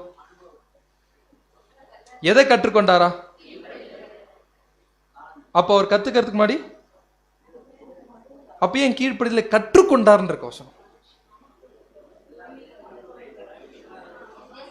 அப்படின்னா அதுக்கு முன்பாக வரைக்கும் அவர் கீழ்ப்படிதலோடு தான் இருந்தாரு. ஆனா எந்த சோதனையும் இல்லை. அது எந்த சோதனையுமே கிடையாது லோகோஸ்க்கு. அதுல கீழ்ப்படிதல் இருக்குது. இப்ப ஆக்சுவலா கத்துக்கிட்டு தான் இருக்கிறாரு. எப்படி கீழ்ப்படிதலை உபத்திரவத்தின் மத்தியில காட்டுறது அப்படின்ற. அப்படின்னா சாகாமைக்குரிய தன்மையை யாருக்கே சும்மா கொடுக்கல அப்படின்னு பாத்தீங்கன்னா, ஆண்டவராக இயேசு கிறிஸ்துவுக்கே தேவன் என்ன பண்ணீங்க, சும்மா என்ன பண்ணல அப்படின்னு பாத்தீங்கன்னா கொடுக்கல. அப்படின்னா இப்பேற்பட்ட ஒரு குடும்பத்துக்குள்ள ஒரு வகுப்பார் வரணுன்றதை தான் தேவன் முன்னாடி என்ன பண்ணியிருக்காரு அப்படின்னு பாத்தீங்கன்னா செலக்ட் பண்ணியிருக்கிறார் அப்படின்றத பார்க்கணும். அதுதான் அப்போஸ்தலனாகிய பவுல் ரோமருக்கு எழுதின நிருபத்தில் எழுதும்போது ரோமர் 8:30 வாசிங்க. ரோமர் 8:30 எவர்களை முன்குறித்தாரோ அவர்களை அழைத்தும் இருக்கிறார், எவர்களை அழைத்தாரோ அவர்களை நீதிமான்களாக்கியும் இருக்கிறார், எவர்களை நீதிமான்களாக்கினாரோ அவர்களை மகிமைப்படுத்தியும் இருக்கிறார். அப்படின்னா இந்த வசனத்தை எப்படி படிக்கணும் அப்படின்னு பார்த்தீங்கன்னா, ஃபார்வர்ட்ல படிக்கக்கூடாது, ரிவர்ஸ்ல படிக்கணும். ஏன்னா அப்படி படிச்சா எப்படி ஆரம்பி, எவர்களை முன் குறித்தாரோ அவர்களை அழைத்திருக்கிறார், எவர்களை அழைத்தாரோ அவர்களை நீதிமானாக்கியிருக்கிறார், எவர்களை நீதிமானாக்கியிருக்கிறாரோ அவரை மகிமைப்படுத்தியிருக்கார். இதை விட டைரக்டா படிச்சா எப்படி இருக்கு? யார் யாரெல்லாம் டிசைட் பண்ணியிருக்காரு அவங்களை என்ன பண்ணியிருக்காரு, கூப்பிட்டுருக்காரு. அவங்கள என்ன பண்ணிட்டாரு, நீதிமானாக்கிட்டாரு. அவங்கள என்ன வாக்கிட்டாருங்க, மகிமைப்படுத்திட்டார். அப்படி தேவன் பண்ணியிருக்காருன்னு பார்த்தீங்கன்னா இல்லை. அதுதான் ரசல் 6th வால்யூம் எழுதும் போது இதுக்கான விளக்கத்தை கொடுக்கும்போது எப்படி கொடுக்குறாருன்னா, ஆக்சுவலா இதை திருப்பி படிக்கணும். Moreover whom he did predestinate, முன் குறிச்சிருக்கிறாரு. யாரு அப்படின்னு பாத்தீங்கன்னா ஒரு வகுப்பார். அப்படின்னா பின்னாடி வரும்பொழுது ஃபர்ஸ்ட் வார்த்தை என்ன இருக்குன்னு பார்த்தீங்கன்னா குளோரிஃபைடுன்னு இருக்கு, மகிமைப்படுத்தினார்ன்னு இருக்கு. அதனுடைய இன்னொரு வார்த்தை வந்து ஹானர்டு. அப்படின்னா முதல்ல தேவன் ஒருத்தருக்கு எப்படி ஹானர் பண்றாரா, சத்தியத்தை கொடுத்து ஹானர் பண்றார். அப்படி கொடுத்த உடனே அடுத்து எந்த நிலைமைக்கு வராங்க, நீதிமானாக்கப்பட்ட நிலைமைக்கு என்ன பண்றாங்கன்னா வராங்க. அப்படி நீதிமானாக்கப்பட்ட நிலைமைக்கு வந்துட்ட பிறகுதான் தேவன் அவங்களுக்கு என்னவே கொடுக்கிறாருன்னா அழைப்பே கொடுக்கிறாரு. நம்ம பொதுவாக என்ன சொல்றோம், தேவன் எங்க இருந்து அழைச்சார் என்ன அப்படின்னா இது உலகத்துல இருந்து அழைச்சார் அப்படின்னும் கிடையாது. நம்ம என் பிளேன்ல வந்துட்ட பிறகுதான் நமக்கு அழைப்பு. என் பிளேன்னா என்ன பிளேனுங்க, டிவைன் பிளேன் ஆஃப் ஏஜஸ்ல என் பிளேன்ன்றது எந்த நிலைமை, நீதிமான் நிலைமை. நீதிமான் ஆக்கப்பட்ட பிறகுதான் அழைப்பே தேவன் என்ன பண்றாருன்னா கொடுக்கிறாரு. எதுக்கு அழைச்சிருக்காருன்னா, எதுக்காக முன் குறிச்சிருக்காரோ அந்த காரியத்துக்காக அழைச்சிருக்கிறார். கரெக்டா? அப்படின்னா தேவன் அப்பேற்பட்ட ஒரு குடும்பத்துக்கு அவருடைய தன்மையாகவே அவருடைய சாயலாவே மாறுவதற்கு ஒரு குடும்பம் வேணும்ன்றதை பிளான் பண்ணிட்டாரு. அந்த குடும்பத்துக்குள்ள எத்தனை நபர்கள் இருக்கணும்ன்றதை என்ன பண்ணிட்டாருன்னு பாத்தீங்கன்னா பிளான் பண்ணிட்டாரு. இந்த குடும்பத்துக்குள்ள யார் யாரை அழைக்க போறேன் இந்த ஒரு வாய்ப்புக்கு அப்படின்றத தேவன் முன்னாடி என்ன பண்ணிட்டாரு, நம்மள அழைப்பதற்கு முன்னாடி என்ன பண்ணிட்டாருன்னா பிளான் போட்டார். இப்போ கொஸ்டின் என்ன அப்படின்னு பாத்தீங்கன்னா, இப்படி அழைக்கிறாருல்ல நம்மள, நாமளும் அழைப்பு ஏற்றுக்கொண்டு என்ன பண்றோம், எல்லாரும் வரோம். வர எல்லாரும் சர்ச் கிளாஸ் ஆகுமா? இல்ல. அப்படின்னா அப்படி அழைக்கும் பொழுதே தேவன் அவருடைய முன்னறிதல் ஞானத்தை பயன்படுத்திட்டு இவங்கெல்லாம் சர்ச் கிளாஸ் ஆவாங்க, இவங்கெல்லாம் திரள் கூட்டம் ஆவான்றத தெரிஞ்சுக்கிறாரா?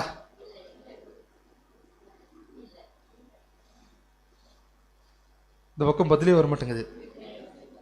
தெரிஞ்சுக்கிட்டாரா, தெரிஞ்சுக்கொள்ளலையா? தெரிஞ்சுக்கலன்னா ஏன் டெஸ்ட் வைக்கிறாரு? சரி, நான் என்ன கேட்குறேன்னா அதெல்லாம் அப்புறம் வரலாம். ஏன் தெரிஞ்சுக்கலாம்ல. யார் யார் சர்ச் கிளாஸ் வர போறாங்க, யார் திருக்கூட்டம் வர போறாங்க, யார் செகண்ட் எடுத்து போறாங்க. அவருடைய கேரக்டர் அது மேட்ச் ஆகுது. கரெக்டான பதில் எப்படி மேட்ச் ஆகாது? அவர் பொய்யுரையாத தேவன். அப்படி சொன்னீங்கன்னா மாட்டினீங்க. நான் என்ன கொஸ்டின் பார்த்தீங்கன்னா, 1,44,000 பேர் தான் அல்டிமேட்டா அந்த குடும்பத்துக்குள்ள வர போறாங்க. சுவிசேஷம் முழுக்க எத்தனை பேர் அழைச்சிருக்கார் தேவன்? நிறைய பேர். எத்தனை பேர்? எத்தனையோ பேர், கோடிக்கணக்கான கூட என்ன பண்ணிக்கலாம். சுவிசேஷம் முழுக்க எடுத்துக்கோங்க. நீங்க அழைப்புக்குள்ள வந்திருக்கிறாங்களே. இப்ப என் கேள்வி என்னன்னா, அத்தனை பேர் தேவன் அழைச்சிருக்காருல்ல இந்த அழைப்புக்குள்ள. அப்படி அழைக்கும் போதே இவங்க அல்டிமேட்டா பாஸ் பண்ணிருவாங்களா, ஃபெயில் ஆயிருவாங்கன்றத முன்னாடியே தேவன் அவருடைய முன்னறிதல் ஞானத்தை பயன்படுத்தி தெரிஞ்சுக்கிறாரா? தெரிஞ்சுக்க முடியுமா அப்படின்னு பார்த்தீங்கன்னா முடியும். என் கேள்வி என்னன்னா, தெரிஞ்சுக்கிறாரா அப்படின்னு கேட்கிறேன். இல்ல, தெரிஞ்சுக்க விரும்பல. சரியான பதில் தெரிஞ்சுக்கலன்றதா சரியான பதில். ஏன்? சுயாதீனம். கரெக்டா சொன்னீங்க. அவருடைய கேரக்டருக்கு மேட்ச் ஆகாதுன்னு யாரும் சொன்னீங்க. பட் எப்படி மேட்ச் ஆகாதுங்க கேரக்டருக்கு? அவரு நீங்க சொல்றது சரியான பதில். அந்த பதில் எப்படி சரின்றத 1 by 1 அடுத்தடுத்து என்ன பண்ணலாங்க பார்க்கலாம். இதை பத்தி brother Russell 6th volume 4th chapter எழுதும்போது என்ன எழுதுறாருன்னா, படிங்க சிஸ்டர். இதை Nothing in any scripture implies a divine foreknowledge of the individuals composing the elect class. அப்படின்னா வேதத்தில் எந்த இடத்துலையும் இந்த சபை வகுப்பார்க்குள்ள எந்தெந்த நபர்கள் வருவார்கள் என்பதை தேவன் முன்கூட்டியே அறிஞ்சிருக்கிறார்னு ஒரே வசனம் கூட என்ன பண்ணல நமக்கு சொல்லல. Except in respect to the head of the church. அப்படின்னா யாரை தவிர்த்துது? ஆண்டவராகிய இயேசு கிறிஸ்து இதுக்குள்ள என்ன பண்ணக்கூடாதுங்க, வைக்கக்கூடாது. ஏன்னா தேவனுக்கு இயேசு கிறிஸ்து ஜெயிச்சிருவார்ன்றது என்னாகன்னு பார்த்தீங்கன்னா தெரியும். சரிங்களா? அப்படின்னா இதுக்கு ரசல் பிரதர் என்ன சொல்றாரு அப்படின்னு பார்த்தீங்கன்னா, we are told that God foreknew Jesus as his elect one. தேவன் முன்கூட்டி என்ன பண்ணிருக்கான்னு பார்த்தா தெரிஞ்சிருக்கிறார். இயேசு கிறிஸ்து என்ன பண்றாரு, ஜெயிச்சிருவாருன்னு தெரியும். பட் இந்த இடத்துல யாரை தெரியாது அப்படின்னு சொல்றோம் நாம? எந்தெந்த நபர்கள் வரும்போதே அவங்களுடைய முடிவு என்ன அப்படின்றத தேவன் அறிந்து கொள்றது தெரியாது அப்படிங்கிறோம். இதை சொல்லும் பொழுது நாம் எப்படி புரிஞ்சுக்கூடாது அப்படின்னு சொல்றாருன்னு பார்த்தீங்கன்னா, we are not to be understood as limiting to the Lord's ability to identify the individuals who would compose the elect class. அப்படின்னா தேவனுக்கு திறமை இல்லை, அது தெரிஞ்சுக்கிறதுக்கு வல்லமை இல்லை அப்படின்னு சொல்றோம். நாம என்ன பண்ணிக்கூடாது, தப்பா நினைச்சுக்காதீங்க. பட் தேவன் என்ன சொல்லியிருக்காருன்னா, அந்த விஷயத்தை தெரிஞ்சுக்கிறதுக்கு நான் என்னுடைய வல்லமைய பயன்படுத்தல அப்படின்னு இருக்காரு. ஆனா எதெல்லாம் முன்னாடியே தேவன் தீர்மானிச்சிட்டார்னா, இயேசு கிறிஸ்து தான் உலக ரட்சகரா இருக்கணும், இந்த புது சிருஷ்டிக்கு அவரு தான் என்னவா இருக்கணும்னா தலையா இருக்கணும். அது மட்டும் இல்லாம மனுஷன்ல இருந்து 1,44,000 பேர் நான் என்ன பண்ண போறேன், மீட் எடுக்க போறேன் அப்படின்றது என்ன பண்ணிட்டாருன்னு பாத்தீங்கன்னா சொல்லிட்டார். இதை கொஞ்சம் நல்லா புரிஞ்சுக்கிறதுக்கு ரசல் பிரதர் என்ன பண்ணியிருக்காரு அப்படின்னு பார்த்தீங்கன்னா, ஒரு ப்ராக்டிக்கல் எக்ஸாம்பிள் கொடுத்துருக்காரு. இதை 6th volume 4th chapter இருக்கு, நீங்கள் போய் படிச்சுக்கோங்க. இதில் என்ன கண்டென்ட் இருக்குன்றது நான் அப்படியே சொல்லிடுறேன். நான் ஆக்சுவலாக ஒரு ராஜா இருக்கிறாருன்னு வச்சுக்கோங்க. ஒரு ராஜா, அந்த ராஜா என்ன பண்ணணும் அப்படின்னு பார்த்தீங்கன்னா, வேலைக்கு ஆள் எடுக்கணும். அவருடைய சோல்ஜராக என்ன பண்ணணும்னு பார்த்தீங்கன்னா, ஒரு 300 பேர் என்ன பண்ணணும்னு பார்த்தீங்கன்னா செலக்ட் பண்ணணும் அப்படின்னு வச்சுக்கோங்க. அப்போ எத்தனை பேரை கூப்பிடுறாரு அப்படின்னு பார்த்தீங்கன்னா, ஒரு 30,000 பேர் என்ன பண்ணுறாருங்க கூப்பிடுறாரு. சரிங்களா? அந்த ராஜாக்கு சோல்ஜர் என்ன பண்ணும் அப்படின்னு பார்த்தீங்கன்னா ஆகணும். ஆனால் அதுக்குள்ள இருந்து எத்தனை பேர் தான் செலக்ட் பண்ண போறாரு? 300 பேர் என்ன பண்றாரு அப்படின்னு பார்த்தீங்கன்னா செலக்ட் பண்ண போறாரு. அதுக்கு எத்தனை பேருக்கு அழைப்பு கொடுக்குறாருன்னா 30,000 பேருக்கு என்ன பண்றாருங்க அழைப்பு கொடுக்குறாரு.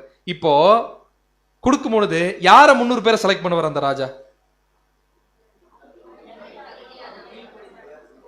இல்ல இங்க கீழ்ப்படிதல் போக வேண்டாம். சரி படிச்சிடலாம். இது அப்ப இன்னும் கொஞ்சம் நல்லா புரியும் நினைக்கிறேன். படிங்க. இப்படிப்பட்ட ஒரு வகுப்பார் தெரிந்து கொள்ளப்படுதல் அல்லது உலகம் உண்டாவதற்கு முன்னதாகவே நியமிக்கப்படுதல் என்பது, சபை உலக தோற்றத்துக்கு முன்பாக தெரிந்து கொள்ளப்படுதல் என்பதை எப்படி புரிஞ்சுக்கலாம்னா இந்த எக்ஸாம்பிள் வச்சு புரிஞ்சுக்கலாம் அப்படிங்கிறார்.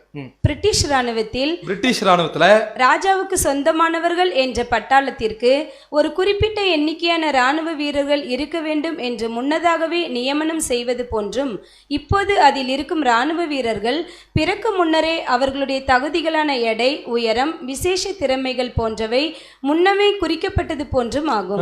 அதாவது பிரிட்டிஷ் ராணுவத்தில் ஆள் எடுக்கணுங்க, இத்தனை பேர் தான் ஆள் எடுக்கணும் முடிவு பண்ணியிருப்பாங்க. 300 பேர் தான். ஆனா அந்த ராணுவ வீரர்கள் பிறக்கிறதுக்கு முன்னாடியே என்ன முடிவு பண்ணிருப்பாங்கன்னு பார்த்தீங்கன்னா, இந்த ராணுவத்துக்குள்ள வரணும்னா இதெல்லாம் இருக்கணும். உதாரணத்துக்கு இது இவ்வளோ ஹைட் இருக்கணும், இவ்வளோ வெயிட் இருக்கணும், இவங்க விஷன் இந்த அளவுக்கு இருக்கணும், முன்கூட்டி என்ன பண்ணிருப்பாங்க, தீர்மானிச்சு வச்சுட்டு இருப்பாங்க. ஆனா எதை தீர்மானிச்சிருக்க மாட்டாங்க, யார் வர போறாங்கன்னு தீர்மானிக்க மாட்டாங்க. புரிஞ்சுங்களா? அந்த மாதிரியே படிங்க. அது போன்றே சிருஷ்டிகரின் ராஜரீக கட்டளை தேவனுடைய புது சிருஷ்டிக்குள் இருக்க வேண்டியவர்களின் எண்ணிக்கை நியமனம் செய்தது. எண்ணிக்கை நியமனம் செஞ்சது. எதை? 1,44,000 பேர் நியமனம் செஞ்சது. ஆனால் அவர்களுடைய சரீர அளவுகளை குறிப்பிட. ஆனா ஹைட் வெயிட் தேவன் பார்க்கலையாமா?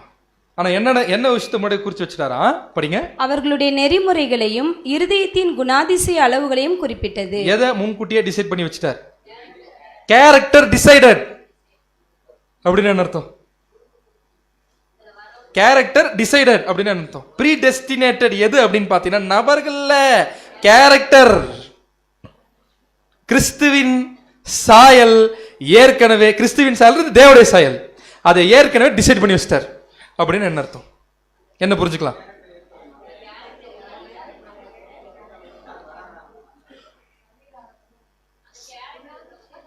அந்த கேரக்டர் இருக்கிறவங்க தான் போக முடியும், இல்லைன்னா போக முடியாது. அவ்வளவுதான். எதை மாத்தி பாருங்க. ரிலாக்ஸேஷன் இதுல இருக்கா? No relaxation. அப்படி படிங்க. ராஜாவுக்கு சொந்தமானவர்கள் என்ற பட்டாளத்துக்குரியவர்களின் பெயர்களை முன்னதாகவே நியமிக்க அவசியம் இல்லாதிருந்தது போல நம்முடைய சிருஷ்டிகருக்கும் அவர் குறிப்பிட்டுள்ள வரம்புக்குள் உட்பட்டவர்களாக கிறிஸ்துவுக்குள் புது சிருஷ்டிகளாக அவரால் ஏற்றுக்கொள்ளப்படக்கூடியவர்களாக இருக்கின்ற நபர்களை அல்லது பெயர்களை முன்னதாக நியமிப்பது தேவையற்றதாகும். ஃபர்ஸ்டே அவர் தெரிஞ்சுக்கிறதுக்கு வேஸ்ட். சரிங்களா? ஃபர்ஸ்டே அவர் தெரிஞ்சுக்கிறதுக்கு என்னன்னு பார்த்தீங்கன்னா வேஸ்ட்டு. நீங்கள் சொன்ன மாதிரியே அது அப்படி தெரிந்து கொண்டாலுமே கூட அது அவருடைய குணாதிசயத்துக்கு என்ன ஆகாதுன்னா ஒரு மேட்ச் ஆகாதுன்னு பார்க்குறோம். அது எப்படி மேட்ச் ஆகாதுன்றது நம்ம கொஞ்ச நேரத்தில் பார்க்கலாம். அப்படின்னா கேட்டகரி 1 4 என்ன பார்த்துட்டோம்னா, தேவன் அவருடைய பிளானை எல்லாம் முன்னாடி என்ன பண்ணிட்டாருங்க, அவருடைய பிளான் முன்கூட்டியே தெரியும். என்ன பண்ண போறாருன்றதும் அவருக்கு என்ன ஆகுன்னு பார்த்தீங்கன்னா தெரியும். ஏன்னா அவர் தான் ஒரு ஆர்கிடெக்ட். சரிங்களா? எனக்கு ஒரு வாசகம் ரொம்ப பிடிக்கும். என்ன அப்படின்னு பார்த்தீங்கன்னா, never judge an architect by his unfinished work. ஒரு ஆர்கிடெக்டை அவர் இன்னும் வேலையே செஞ்சு முடிக்கிறதுக்கு முன்னாடி அந்த ஆர்கிடெக்ட் எப்படின்னு என்ன பண்ணுறாதீங்க, ஜட்ஜ் பண்ணுற தீர்மானிச்சிடாதீங்க. கட்டினாதான் அவர் எப்பேற்பட்ட ஆர்கிடெக்ட்னு என்ன ஆகும் தெரியும். ஏன்னா இந்த பில்டிங்லாம் கட்டும்போது ஸ்கஃபோல்டிங்லாம் போட்டிருப்பாங்க தெரியுங்களா, முன்னாடி பயங்கரமாக அசிங்கமாக இருக்கும் பார்க்கறதுக்கே. ஆனால் அதை ரிமூவ் பண்ணிட்ட பிறகு அழகாக இருக்கும். இப்போ இந்த பூமி ஸ்கஃபோல்டிங் போட்ட மாதிரி தான் இருக்குது. இப்போ பார்த்தா எப்படி தான் இருக்கு, ரிமூவ் பண்ணிட்ட பிறகு எப்படி இருக்கும்? அப்போ தான் ஆர்கிடெக்டினுடைய பிளான் முழுசாக என்ன ஆகுன்னு பார்த்தீங்கன்னா புரியும். அப்படின்னா கேட்டகரி 1 4 அவருடைய பிளானை எல்லாத்தையும் முன்கூட்டியே தேவன் என்ன பண்ணியிருக்காருன்னா அறிஞ்சிருக்கிறார். கேட்டகரி 1 4 நம்ம அதுக்குள்ள மட்டும்தான் புரிஞ்சுக்கணும். இப்போ கேட்டகரி 2 4 அப்படின்றது என்ன அப்படின்னு பார்த்தீங்கன்னா, சில சமயங்களில் அந்த பிளானுக்கு தேவையான விஷயத்தில் சில தனிப்பட்ட நபர்களையும் அவர்களுடைய முடிவையும் தேவன் என்ன பண்றாருன்னு பார்த்தீங்கன்னா தெரிஞ்சுக்கிறார். ஆனா அப்படி தெரிஞ்சுக்கும் பொழுது அவருடைய குணாதிசயம் என்ன ஆகாது, அதில் வயலேட் ஆகாது. எப்படி அப்படின்னு பார்த்தீங்கன்னா படிங்க. இரண்டாவது வகையான முன்னறிவு என்பது எல்லாவற்றையும் அறிந்த பெரும் சக்தி கொண்ட ஒருவர் தனது ஞானத்தின் மூலம் சில தனிநபர்களை சில குறிப்பிட்ட பணிகளுக்காக தேர்ந்தெடுக்கும் திறனாகும். அப்படின்னா அவருடைய முன்னறிதல் ஞானத்தை பயன்படுத்தி சில தனிநபர்களை தேர்ந்தெடுக்கிறார். ஆனா அது எதுக்காகன்னு பார்த்தீங்கன்னா ஒரு குறிப்பிட்ட வேலைக்காக. ஆனா இந்த இடத்துல எப்படி புரிஞ்சுக்கூடாது அப்படின்னு பார்த்தீங்கன்னா, அவருடைய சுயாதீனத்தை தேவன் என்ன பண்றது இல்லைங்க, தலையிடுறது இல்லை. ஆனா அவங்க எப்பேற்பட்டவர்ன்றதை தேவன் முன்னாடி என்ன பண்ணிக்கிறாருன்னு பார்த்தீங்கன்னா தெரிஞ்சுக்கிறார். அவங்க எப்படின்னு தெரிஞ்சுக்கிறார். அவங்க அப்படி இருக்கிறதுக்கு அவருக்கு என்ன கிடையாது, சம்பந்தம் இல்லை. சரிங்களா? அப்படியே படிங்க. ஏனெனில் அவர்களின் நிலையான மற்றும் மாற்ற முடியாத குணாதிசயங்களை அவர் ஏற்கனவே அறிந்திருக்கிறார். அவன் கேரக்டர் இப்படிதான் மாற்றவே முடியாத நிலைமை அப்படின்னு தேவன் என்ன பண்றாருங்க தெரிஞ்சுக்கிறாரு. அதனால ஆனா அவருடைய விதியை மாற்ற மாட்டார் அப்படின்றது எப்படி புரிஞ்சுக்கலாம்? அவங்க இப்படிதான் போனோம், அவங்க இப்படி ஆயிரக்கூடாதுலாம் தேவன் என்ன பண்ண மாட்டாருங்க, செய்யவே மாட்டார். அவர் அவர்களின் விதியை மாற்ற மாட்டார், மாறாக அவர் அவர்களின் நிலையான குணாதிசயங்களை மட்டுமே பயன்படுத்துவார். அவங்க இப்படிதான் இருப்பாங்கன்னு தேவனுடைய முன்னிறுத்தல் ஞானத்தை பயன்படுத்தி தெரிஞ்சுக்கிட்டு அவங்க கேரக்டர் யூஸ் பண்ணிக்கிறார், அவ்வளவுதான். இது ஏன் அப்படின்னு பார்த்தா அவருடைய பிளானுக்கு தேவைப்படுது. ஏன்னா அவர் பிளான் நடந்தே தீரணும். அதுக்காக தேவன் வரலாற்றை கூட என்ன பண்ணுவார்னா திருப்புவார். யாரை வச்சு அப்படின்னா இந்த மாதிரி சில நபர்களுடைய கேரக்டர் இப்படிதான் தெரிஞ்சுக்கிறதுக்கு அவருடைய முன்னிறுத்தல் ஞானத்தை பயன்படுத்திட்டு அந்த கேரக்டர்ஸை அனுமதிச்சிடுறாரு. பட் இது எந்த வகையிலும் அந்த தனிப்பட்ட நபர்களுடைய ஃப்ரீ மாரல் ஏஜென்சி அப்படின்னா அவங்க சுயாதீனமாக எடுக்கக்கூடிய முடிவுகளை எந்த விஷயத்துல தேவன் என்ன பண்ண மாட்டாருங்க, தலையிட மாட்டாரு. சிம்பிளா இந்த வகையான முன்னிறுத்தல் ஞானம் என்பது எப்படின்னு பாத்தீங்கன்னா அவங்க எவ்வளவு ஸ்டபனா இருக்காங்கன்னு மட்டும் தேவன் என்ன பண்ணிக்கிறாருங்க, தெரிஞ்சுக்கிறார், அவ்வளவுதான். இதுக்கு சில எக்ஸாம்பிள் சொல்லுங்க பைப்பா. அப்போஸ்தல் பாத்தீங்கன்னா காலிங் தான் சிஸ்டர். அப்போஸ்தல் பவுல் அழைப்பு தான். அழைப்புக்கு தெரிஞ்சுக்கிறான்னு சொல்லும் போது நம்மளும் அழைப்புக்கு தெரிஞ்சுக்கிறார். நான் சொல்றது அவங்களுடைய கேரக்டரை தேவன் முன்னிறுத்தல் ஞானத்தை ஸ்டபனா இருக்கிறாங்க தெரிஞ்சுக்கிட்டு அதுக்கு அவருடைய பிளான்ல பயன்படுத்திருக்கோம். பார்வோன் மோசே இல்ல, கரெக்டா வருது பார்வோன் சூப்பர் எக்ஸாம்பிள். ஏன்? யாத்ராகமம் 7ஆம் அதிகாரம் 3ஆம் வசனம் வாசிங்க. யாத்ராகமம் 7ஆம் அதிகாரம் 3ஆம் வசனம். யாத்திராகமம் 7ஆம் அதிகாரம் 3ஆம் வசனம். நான் பார்வோனின் இருதயத்தை கடினப்படுத்தி. நான் பார்வோனின் இருதயத்தை, யார் பார்வோட இருதயத்தை கடினப்படுத்துது? யார் பார்வோட இருதயத்தை கடினப்படுத்து? தேவன். அப்போ பார்வோட இருதயத்தை தேவன் கடினப்படுத்தினாரு. இந்த வசனம் எப்படி புரியுது நமக்கு? சும்மா இருந்த பார்வோனை பிடிச்சி அவர் இருதயத்தை பிடிச்சி தேவன் என்ன பண்ணாலும் ஸ்க்ரூ பண்ணி டைட் பண்ணிட்டு, நீ என்ன பண்ணி இவ்வளவு மோசமானவனவே நீ திரி, உனக்கு விரோதமா நான் என்ன பண்றேன் வாதைய அப்படி பண்ணிட்டாரா? இல்ல அது ஓகே, யூஸ் பண்றதுலாம் ஓகே சார். நான் என்ன கேட்கிறேன்னா பார்வோட இருதயத்தை தேவன் அப்படிதான் இருக்கு வசனம். அப்படின்னா இது எப்படி தோணுது நமக்கு?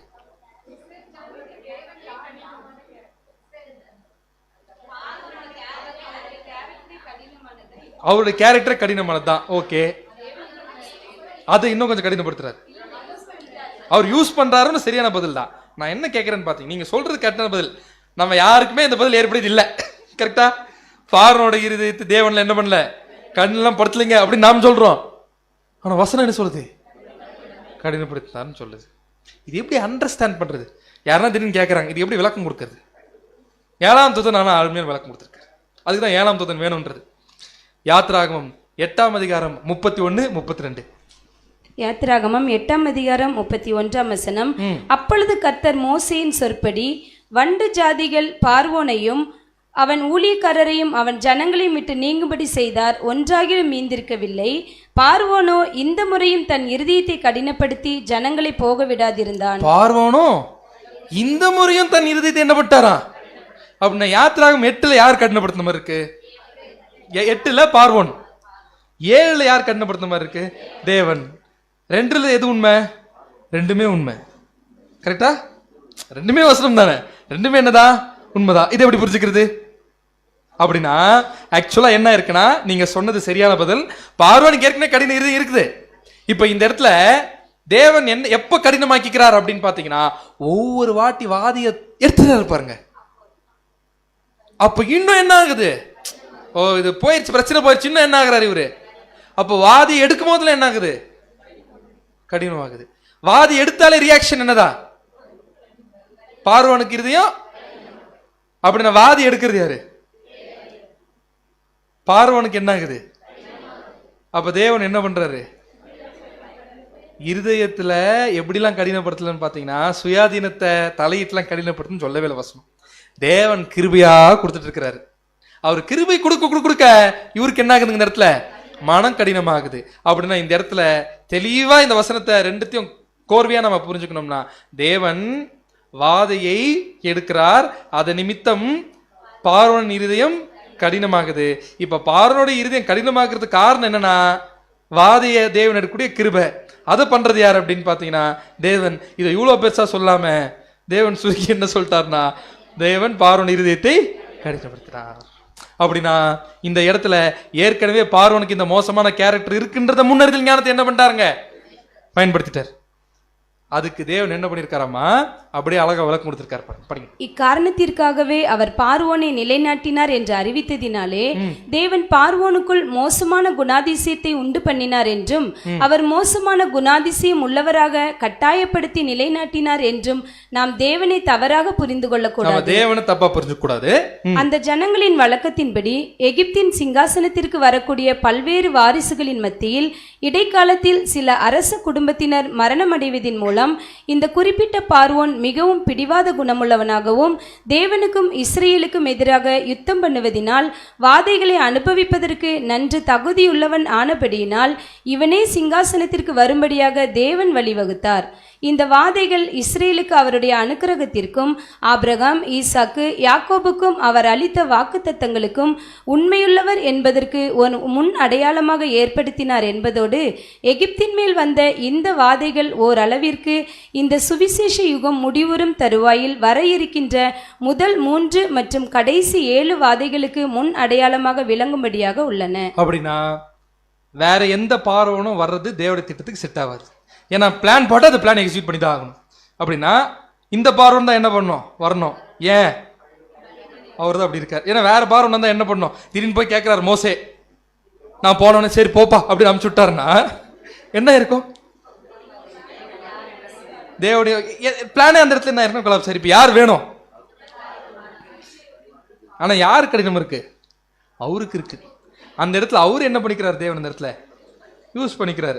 நாளைக்கு அதனால அவருடைய நித்திய வாழ்க்கை எதனா பாதிக்கப்பட போதா பார்வனுக்கு, ஒண்ணுமே கிடையாது. திருப்பி என்னதான் பண்ண போறாருங்க, அவரு வந்தா அவர் திருந்ததானா யார் கையில இருக்கு ராஜ்யத்துல. ஆனா கொஞ்சம் திருந்தது என்னதான் கஷ்டம்தான். ஏன், யார் யாரெல்லாம் உலக ஜனங்கள்ல இப்பவே தங்களுடைய இருதயத்தை அதிகமா கடினப்படுத்தி மனசாட்சி விரோதமா செயல்படுறாங்களோ அவங்க ராஜ்யத்துல திருந்தறதுக்கு லேட் ஆகும்.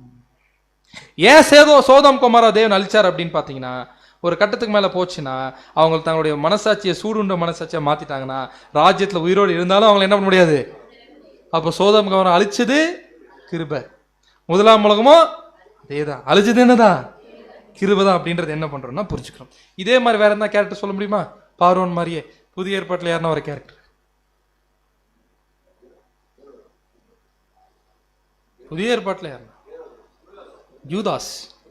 சரி சரி, எப்படி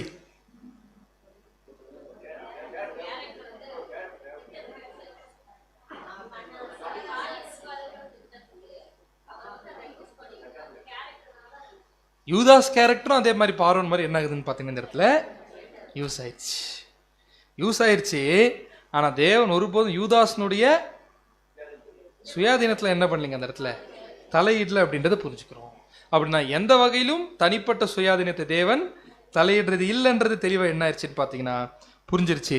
அப்படின்னா இதில் கூட ரசல் பர் அழகா சொல்லும் பொழுது ஆக்சுவலா யூதாஸ் என்ன பண்ண போறாருன்றது தெரிஞ்சுக்கணும் தேவன் அந்த இடத்துல. ஆனா பண்ண போறது யாரு, என்ன வருதா யூதாஸ் தான் என்ன பண்றாரு அப்படின்னு பார்த்தீங்கன்னா தெரிஞ்சுக்கிறார். அந்த நெகட்டிவ் கேரக்டர் அவருடைய பிளானுக்கு என்ன பண்ணிக்கிறார் அப்படின்னு பார்த்தீங்கன்னா பயன்படுத்திட்டார். அதே மாதிரிதான் எப்படி சில தனிப்பட்ட நபர்களுடைய முடிவை முன்னாடியே தேவன் தெரிஞ்சுக்கிறது இப்படிதான் சில நபர்கள். பட் இது எந்த வகையிலும் தேவனுடைய கேரக்டர் என்ன ஆகுதுங்க அந்த இடத்துல வயலேட் ஆகுமா அப்படின்னு பார்த்தீங்கன்னா நிச்சயமா என்ன ஆகுதுன்னு பார்த்தீங்கன்னா வயலேட் ஆகாது. ஆனால் யூதாஸ்னுடைய case very very typical case. இன்னும் பல விஷயத்தை என்ன பண்ணவே முடியல. ஏன்னா இந்த விஷயத்துல நடந்தது, இது நடக்கும் பொழுது யூதாஸ்னுடைய என்ன, ஏன்னா நம்ம சபை வகுப்பாருக்கே அவங்களுடைய முடிவை தேவன் என்ன பண்றது இல்லைன்னு புரிஞ்சுக்கிறோம். தெரிந்து கொள்ளவில்லைன்றது என்ன பண்றோம்னு பார்த்தீங்கன்னா தெரிஞ்சுக்கிறோம். பட் இந்த இடத்துல யார் எக்ஸெப்ஷன் கேஸா வராருன்னு பார்த்தீங்கன்னா ஜூடாஸ் என்ன பண்றாரு அப்படின்னு பார்த்தீங்கன்னா வராரு, எக்ஸெப்ஷன் கேஸா என்ன பண்றாருன்னா வராரு. பட் ஆனால் ஒரு விஷயத்த புரிஞ்சுக்கணும், இவரு சம்பவம்லாம் நடக்கிறதுக்கு இன்னும் எதுவே நடக்கல. எது நடக்கிறதுக்கு முன்னாடி யூதா சம்பவம் நடந்து முடிஞ்சிருச்சு. சீஷர்கள் ஆவியில் ஜெனிப்பிக்கப்பட்டு புது சிருஷ்டிகள் ஆகிறதுக்கு முன்னாடி இந்த சம்பவம் என்ன ஆச்சுன்னு பார்த்தீங்கன்னா நடந்துருச்சு. அப்படின்னா இதுல யூதாஸ்னுடைய ஒரு முடிவை பொறுத்த வரைக்குமே, அவருடைய விஷயத்தை பொறுத்த வரைக்குமே நம்ம நல்லா தெரிஞ்சுக்கிறதுக்கு ஒரே ஒரு விஷயத்த பண்ணலாம். என்ன பண்ணலாம் அப்படின்னு பார்த்தீங்கன்னா என்ன பண்ணலாங்க,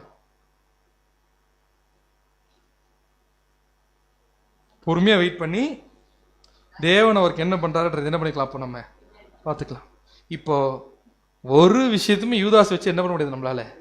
அவருடைய கேஸை யார் எடுத்துக்க வேண்டாம், நாம் எடுத்து ஜட்ஜ் பண்ண வேண்டாம். அவர் கேஸ் யார் நல்லா எடுத்து முடிவு பண்ணுவாருங்க, தேவன் நல்லா எடுத்து என்ன பண்ணுவாருன்னா முடிவு பண்ணிடுவார். பட் என்ன ஒரு எக்ஸாம்பிள் மட்டும் எடுத்துக்கலாம்னா, இதுக்கு தேவன் என்ன பண்ணியிருக்காருங்க, பயன்படுத்திருக்காரு மட்டும் நம்ம எடுத்துக்கலாம். அடுத்து இது அப்படியே நெகட்டிவாவே பார்த்துட்டு இருக்கோம். பாசிட்டிவ் கேரக்டர் ஆண்டவராக இயேசு கிறிஸ்து.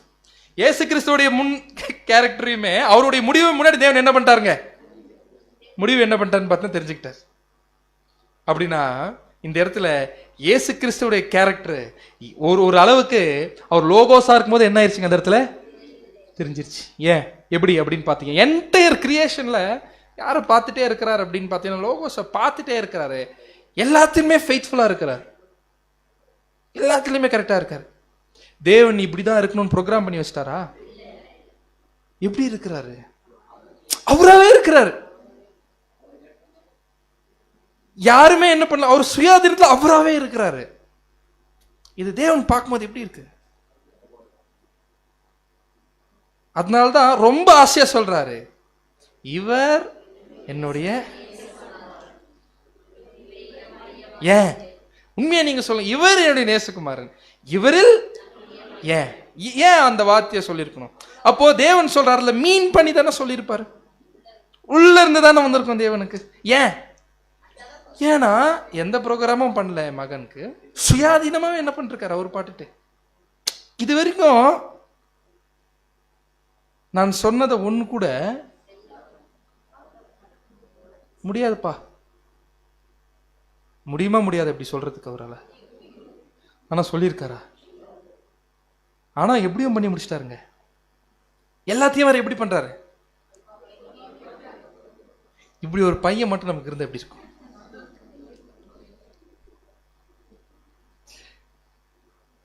நம்ம சிரிக்கிறோம், நாமளே முதல்ல நம்ம அப்பா அம்மாக்கு அப்படி இருந்தோமா? இல்ல. அப்போ இது ஒரு பாசிட்டிவ். இதே மாதிரிதான் சில கேரக்டர்ஸ் தேவன் பயன்படுத்துறாரு. நான் வேட்டைக்காரன் என்ன பண்ணுவேன், அனுப்புவேன்றாரு. எப்பயே சொல்லிட்டாரு, ஓல்ட் டெஸ்டிமெண்ட்ல சொல்லிட்டாரு. ஏன்னா ஒரு பிளானுக்கு இப்போ யார் தேவை அப்படின்னா, வேட்டைக்கார மாதிரியான ஒரு கேரக்டர் ஜெர்மனுடைய சான்சலரா வரணும். எந்த மாதிரி? இதே மாதிரி பார்வோன் பார்த்தோம்ல, அதே மாதிரி தான்.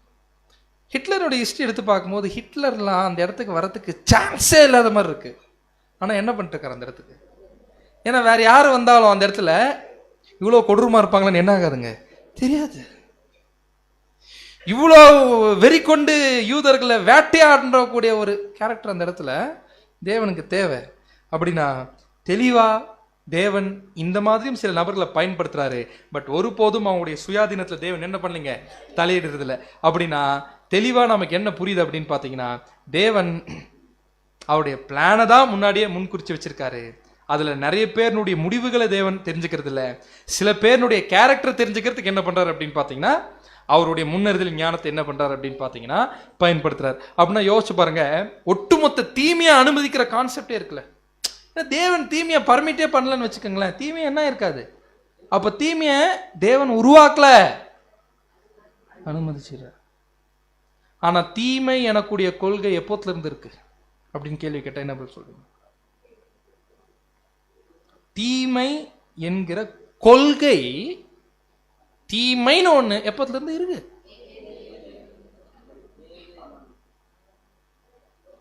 நான் தீமைன்ற கொள்கைன்னா என்ன? தீமை பண்றது படைப்புல இருந்து இருக்கு.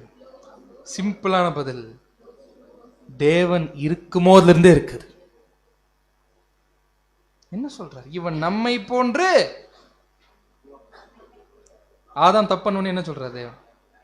நம்மை போன்று நன்மை தீமை என்ன பண்ணிருக்கிறாரு? அப்படின்னா தேவனுக்கு தீமை தெரியுமா தெரியாதா? தெரியும். தீமை எனக்கூடிய கொள்கை தேவன் இருக்கும் போதுல இருந்தே இருக்குது. ஆனா அவர் நன்மை மட்டுமே செய்யக்கூடியவரா இருக்கிறாரு. அந்த கொள்கையை ஃபர்ஸ்ட் ஆக்டிவேட் பண்ணி உயிர் கொடுத்தது யாரு? லூசிஃபர். பட் ஒரு சுயாதீனம் உள்ள படைப்புகளை படைக்கும் பொழுது இது ஆக்டிவேட் ஆயிரம்னு தேவனுக்கு என்ன ஆகுங்க தெரியும். ஆனா இது ஆக்டிவேட் ஆகிறதுனால ஒரு மிகப்பெரிய நன்மை இருக்கு. மனுக்குலத்தை டெஸ்ட் பண்ணி எடுத்துருவேன். தேவ தூதர்கள் என்ன பண்ணிடுவேன்? நானு டெஸ்ட் பண்ணிடுவேன். என் டிவைன் ஃபேமிலியை நான் என்ன பண்ணிடுவேன்? எடுத்துருவேன். அதுக்கப்புறமா கம்ப்ளீட்டா எல்லாமே முடியும் பொழுது தீமைன்னு தெரிஞ்சிருக்கும். ஆனா வரக்கூடிய படிப்புகள் செய்யவே மாட்டாங்க. ஏன் செய்ய மாட்டாங்கன்னா அவங்களுக்கா அது பிடிக்காது, அதனால் செய்ய மாட்டாங்க. இப்படி ஒரு படைப்புகளை தேவன் என்ன பண்றாருன்னா அல்டிமேட்டா என்ன பண்றாருன்னு எடுக்கிறார். என்ன பிளான், என்ன கிரியேட்டர், ஆனா அது எல்லாத்தையும் சுயாதீனத்தை கொடுத்து செய்யறாரு. ஸோ அதனாலதான் இந்த இடத்துல தெளிவாக என்ன புரியுது அப்படின்னு பார்த்தீங்கன்னா, இப்படி ஒரு படைப்புகள் தான் அவர்கிட்ட வரணும்னு நினைக்கிறாரு தவிர ஒரு ரோபோட் மாதிரி என்ன பண்ணீங்க அவரு. அப்படின்னா மனுக்குலத்தில் இருக்கக்கூடியவர்கள் அவர்களால் சுயாதீனம் உள்ள முடிவுகளை எடுக்க முடியும். அப்படின்னா அப்படி எடுக்க முடியும் அப்படின்னு சொல்லும் பொழுது அவங்கள ஒரு பொழுதும் ஒரு குரூப்புக்குள்ள நீங்க வந்தே ஆகும் தேவன் முன்கூட்டியே என்ன பண்ண முடியாது, டிசைட் பண்ண முடியாது. ஏன்னா டிசிஷன் யார் கையில் இருக்கு, அவங்க கையில இருக்குது. ஏன்னா ஒரு சாய்ஸை மாற்றவே முடியாதுன்னு அது சாய்ஸா, அது என்ன கிடையாதுங்க, அது சாய்ஸே என்ன, இதுதான் நீ தொட்டே ஆகணும் அப்படின்னு சொல்றேன்னு வச்சுக்கோங்களேன், அது என்னது, அது சாய்ஸ் அது இல்லை. கரெக்டா? அப்போ எதை வேணா என்ன பண்ணலாம் அப்படின்னு பார்த்தீங்கன்னா செய்யலாம். அதுதான் சுயாதீனம் உள்ள சிருஷ்டிகளுடைய தன்மை அப்படின்னு புரிஞ்சுக்கிறோம். இப்போ டைரக்டா இந்த பாயிண்ட்டை யாருக்கு மட்டும் எடுத்து பார்க்கலாம் அப்படின்னு பார்த்தீங்கன்னா, தேவனுடைய முன்னறிவின்படி தெரிந்து கொள்ளப்பட்டவர்கள் நம்ம பார்த்துட்டோம். இந்த தெரிந்து கொள்ளப்பட்டவர்கள் என்பது உலக தோற்றத்திற்கு முன்னாடியே வகுப்பார் தான் தெரிஞ்சு கொண்டார் அப்படின்றத பார்த்துட்டோம். ஆனா நல்லா புரிஞ்சுக்கணும், அழைக்கிறத யார் யாருன்றது தேவன் முன்கூட்டி என்ன பண்ணிட்டாரு, டிசைட் பண்ணிட்டாரு அழைப்பு. அதனாலதான் என்ன பண்ணிருக்கோம், நாம தாயின் கருவில் இருந்து என்ன ஆகுன்னு பார்த்தீங்கன்னா யார் யார் அழைக்க போறன்றதை தேவன் என்ன பண்ணிட்டாருன்னு பார்த்தீங்கன்னா டிசைடு. அதனாலதான் என்ன பண்ணிருக்கோம்னா வந்திருக்கோம். பட் ஆனா தேவன் இதுலயும் கூட அழைப்புல கூட யாரை மட்டும்தான் அழைக்கிறார், எல்லாருமே தேவன் அழைக்கிறாரா? சரி, யார் மட்டும் தான் அழைக்கிறார்? கேரக்டர் நல்லா இருந்துச்சு அதனால பார்த்து அழைச்சிட்டார். ஏன்னா எப்படி இருந்துச்சு நமக்கு தான் தெரியும். ஆமாவா இல்லையா? எப்படி இருந்தோம், என்ன பண்ணிட்டு இருந்தோம், நாம பண்ணது இங்க பிபிடில போட்டு காட்ட முடியுமா? நம்ம வாழ்க்கையில பண்ணதெல்லாம். ஆனா தேவன் என்ன பண்றாரு, நம்ம அழைச்சிருக்கிறார். கிருபை ஒர்க் ஃபைன், அதெல்லாம் அண்டர்ஸ்டுட். ஆனா நம்ம எல்லார்கிட்டையும் ஒன்று இருக்குங்க, எல்லார்கிட்டையும் ஒன்று இருக்கு. அந்த ஒன்று இருக்கிறதுனால தேவன் கூப்பிட்டுருக்காரு. அந்த ஒன்று இல்லாத தேவன் கூப்பிடுறது இல்லை. தேவன் அறியணுன்ற விருப்பம், ஓகே. தேவனை அறியணும்னுக்குரிய விருப்பம், ஓகே. வாஞ்சை, அது இல்லாதவங்க தேவன் கூப்பிட்டதே இல்லையா? தேவனே யாருன்னு தெரியாதவங்களை கூப்பிட்டதே இல்லையா? தேவனே யாருன்னு தெரியாதவங்க கூப்பிட்டதே இல்லையா? அட்லீஸ்ட் கிறிஸ்தவர்களா இல்லாதவங்க தேவன் கூப்பிட்டதே இல்லையா? வெறும் சொல்ற என்ன அப்படிதான் கூப்பிட்டுருக்காரு.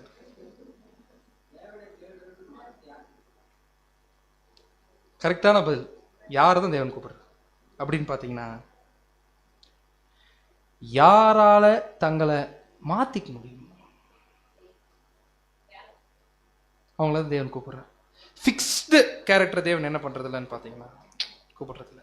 ஏன் அப்படின்னு பாத்தீங்கன்னா ரோமர் 12:2 வாசிக்கிறோம் இல்லையா?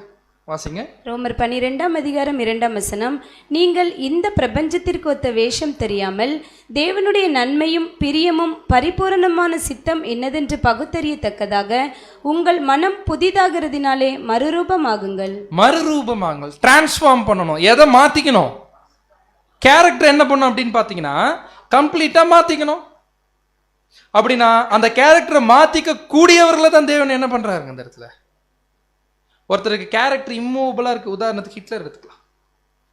ஹிட்லரை ஹை காலிங்குள்ள கூப்பிட முடியுமா? ஏன் மாற மாட்டார். புரிஞ்சுங்களா? அப்படின்னா நம்மளே கூப்பிட்டுருக்காரு, நம்மளால என்ன முடியுமா? என்ன முடியும் அப்போ? ஆக்சுவலா உதாரணத்துக்கு நம்ம கூட ஒரு ராஜாவின் ராணுவம் அப்படின்னு எடுத்தோம் இல்லையா, ஒரு எக்ஸாம்பிள் பார்த்தோம்ல, அதுல 30,000 பேர் அனுப்புற கூப்பிடுறாரு இல்லையா? 30,000 பேர்னால என்ன முடியும் தெரியுங்களா? 300 பேரை ஆக முடியும். ஆனா என்ன பண்றது இல்லை. பிராக்டிக்கலா இன்னொரு எக்ஸாம்பிள் எடுத்துக்கிறோம்னு வச்சுக்கோங்க. உலகத்திலே சில என்ட்ரன்ஸ் எக்ஸாமினேஷன்ல வைப்பாங்க, சரிங்களா? ஏதோ ஒரு என்ட்ரன்ஸ் எக்ஸாமினேஷன் வைப்பாங்க. அந்த என்ட்ரன்ஸ் எக்ஸாமினேஷனுக்கு எல்லாரும் போய் எழுதிட முடியுமா? அதுக்குன்னு ஒரு விஷயம் முன்னாடி என்ன பண்ணுது, தேவைப்படுது. உதாரணத்துக்கு இப்போ நீட் எழுதணும்னா அதுக்கு என்ன பண்ணியிருக்கணும்? 8வது படிச்சா எழுத முடியுமா? +2 படிச்சிருக்கணும். +2 என்ன படிச்சிருக்கணும்? அந்த மேக்ஸ் அந்த அந்த குரூப் என்ன பண்ணிருக்கணும்? பயோ சயின்ஸா அந்த குரூப் என்ன பண்ணிருக்கணும் பார்த்து எடுத்துருக்கணும். கரெக்டுங்களா? வேற குரூப் சேர முடியுமா? அதுக்குள்ள முடியாது. அப்போக்குள்ள எல்லாருமே போறாங்களா? அதுக்குள்ள அந்த குரூப்ல இருக்கவங்க என்ன பண்ண முடியும்? போக முடியும். அப்படின்னா அங்க போகக்கூடியவர்களால ஜெயிக்க முடியுமா? முடியாது. முடியும். ஏன் நிறைய பேர் தோத்துறாங்க? ஏன்னா அவங்க சரியா படிக்கல. ஏன் நிறைய பேர் மட்டும் ஜெயிச்சிட்டாங்க? சில பேர் மட்டும் அவங்க படிச்சுட்டாங்க. அதே மாதிரிதான் தேவன் நிறைய பேர் கூப்பிடுறாரு. ஆனா கூப்பிடுறவங்களை யாரை தான் கூப்பிடுறாருன்னு பாத்தீங்கன்னா, யாரால தங்களை மாத்திக்க முடியும் அவங்களதான் தேவன் என்ன பண்றாரா கூப்பிடுறாரு. அப்படின்னா நம்ம எல்லாராலையும் என்ன பண்ண முடியும்? எல்லாரும் சர்ச் கிளாஸ் போறோமா? இல்ல. எல்லாராலையும் மாத்திக்க முடியும், எல்லாராலையும் சர்ச் கிளாஸ் போக முடியல. ஏன் மாத்த முடியாதுன்றதே அது அந்த வார்த்தை தப்பாயிருமே. எனக்கு பாயிண்ட் என்னன்னா, எல்லாரும் மாத்த முடியுமா முடியாதா? முடியும். முடிச்சவங்களாம் தேவன் என்ன பண்ணியிருக்காரு? அப்போ கூப்பிட்டுருக்காரு. எல்லாரும் சர்ச் கிளாஸ் போறாங்களா? இல்ல. ஏன் போக முடிய மாட்டேங்குது? அப்போ ஒரே ஒரு வார்த்தை தான், அவங்க மாத்திக்க மாட்டாங்க. ஒரே பதில் தான் இதுக்கு. அவங்க என்ன பண்ண மாட்டாங்க? அவங்க கேரக்டரை மாத்திக்க மாட்டாங்க. ஆனா அவங்களால என்ன பண்ண முடியும்? ஆனா எத்தனை பேர் தான் அப்படி மாத்திக்கிறாங்களா? சுவிசேஷம் 1,44,000 பேர். நம்ம சர்ச் கிளாஸா போடலாம். யார் மேல தப்பு? தேவன் மேல தான் தப்பு இருக்கு. யாருடைய சாய்ஸ் அது? நம்ம சாய்ஸ் தான். எதை சாய்ஸா எடுக்கிறோம்? அதுதான் எதை சாய்ஸா எடுக்கிறோம்? திரள் கூட்டத்தை சாய்ஸா எடுக்கிறது யார் தான்? நாம தான். ஏன் சாய்ஸா எடுக்கிறோம்? முடியலன்ற வார்த்தையே வராதே. நம்ம மாத்திக்க மாட்டேங்கிறோம், நம்ம மாத்திக்க விரும்ப மாட்டேங்கிறோம், நம்ம திருந்த மாட்டேங்கிறோம், நம்ம சரியில்லை. இதுதான் பதில் வரும். ஏன்னா சிம்பிள். இங்க இருக்கக்கூடிய ஒவ்வொரு நபர்னாலையும் சபையாக முடியுமா? முடியும். இங்க இருக்கக்கூடிய யாருன்னா நம்பல வேற என்னாலாம் சபைக்குரிய ஓட்டத்தெல்லாம் ஓட முடியாதுங்க அப்படின்ற யாருன்னா ஒருத்தர் சொல்ல. என்னாலாம் ஓட முடியாதுங்க சர்ச் கிளாஸ். என்னால அவ்வளோ எக்ஸ்ட்ரீமான கேரக்டர் காட்ட முடியாதுங்க. என்னால அவ்வளோ ஜீலாலாம் ஓட முடியாதுங்க. என்னால அவ்வளோ ரிஸ்க் எடுக்க முடியாதுங்க. யாருன்னா ஒருத்தர் முடியாதுன்ட்டுன்னு வச்சுக்கோங்களேன். யார் பொய்யர் ஆக்கிறோம்னா தேவனை பொய்யர். ஏன்னா அதனாலதான் முக்கியமான பாயிண்ட், தேவன் ஒருபோதும் பொல்லாங்கனால் ஒருத்தர் என்ன பண்றதுங்க சோதிக்கிறது இல்லை. அப்படின்னா என்ன அர்த்தம்னா, தேவன் ஒருத்தரை அழைப்புக்குள்ள வரும்பொழுதே அவங்க சர்ச் கிளாஸ் ஆவாங்களா இல்லையான்றதை ஏன் தெரிஞ்சுக்கிறது இல்லை தெரியுங்களா? ஒருத்தரை அழைக்கும் பொழுது எல்லாருக்கும் என்ன கொடுக்கிறார்? பயப்படாதே. இது யார் யாருக்கெல்லாம் பொருந்தும்? பயப்படாதே சிறுமந்தி. யார் யாருக்கெல்லாம் கொடுக்கிறார்? அழைக்கப்பட்ட எல்லாருக்கும் என்ன பண்றாருங்க? கொடுக்கிறார். பயப்படாதே சிறுமந்தியே. முன்னாடியே தெரிஞ்சுக்கினார் இவங்க என்ன ஆயிடுறாங்க, திரள் கூட்டமாக தான் ஆகிறாங்க அப்படின்னு தெரிஞ்சுக்கிட்டாருன்னா அவங்களுடைய முடிவை கூப்பிடும் போதே சொல்றார், பயப்படாதே சிறுமந்தியே, ராஜ்யத்தை பிதா கொடுக்க என்ன பண்றாரு? ஆனா முன்னாடி தெரிஞ்சுக்கினாரு. அப்படின்னா இப்படி வாக்குத்தத்தத்தை தேவனால் கொடுக்க முடியுமா? ஏன் முடியாது?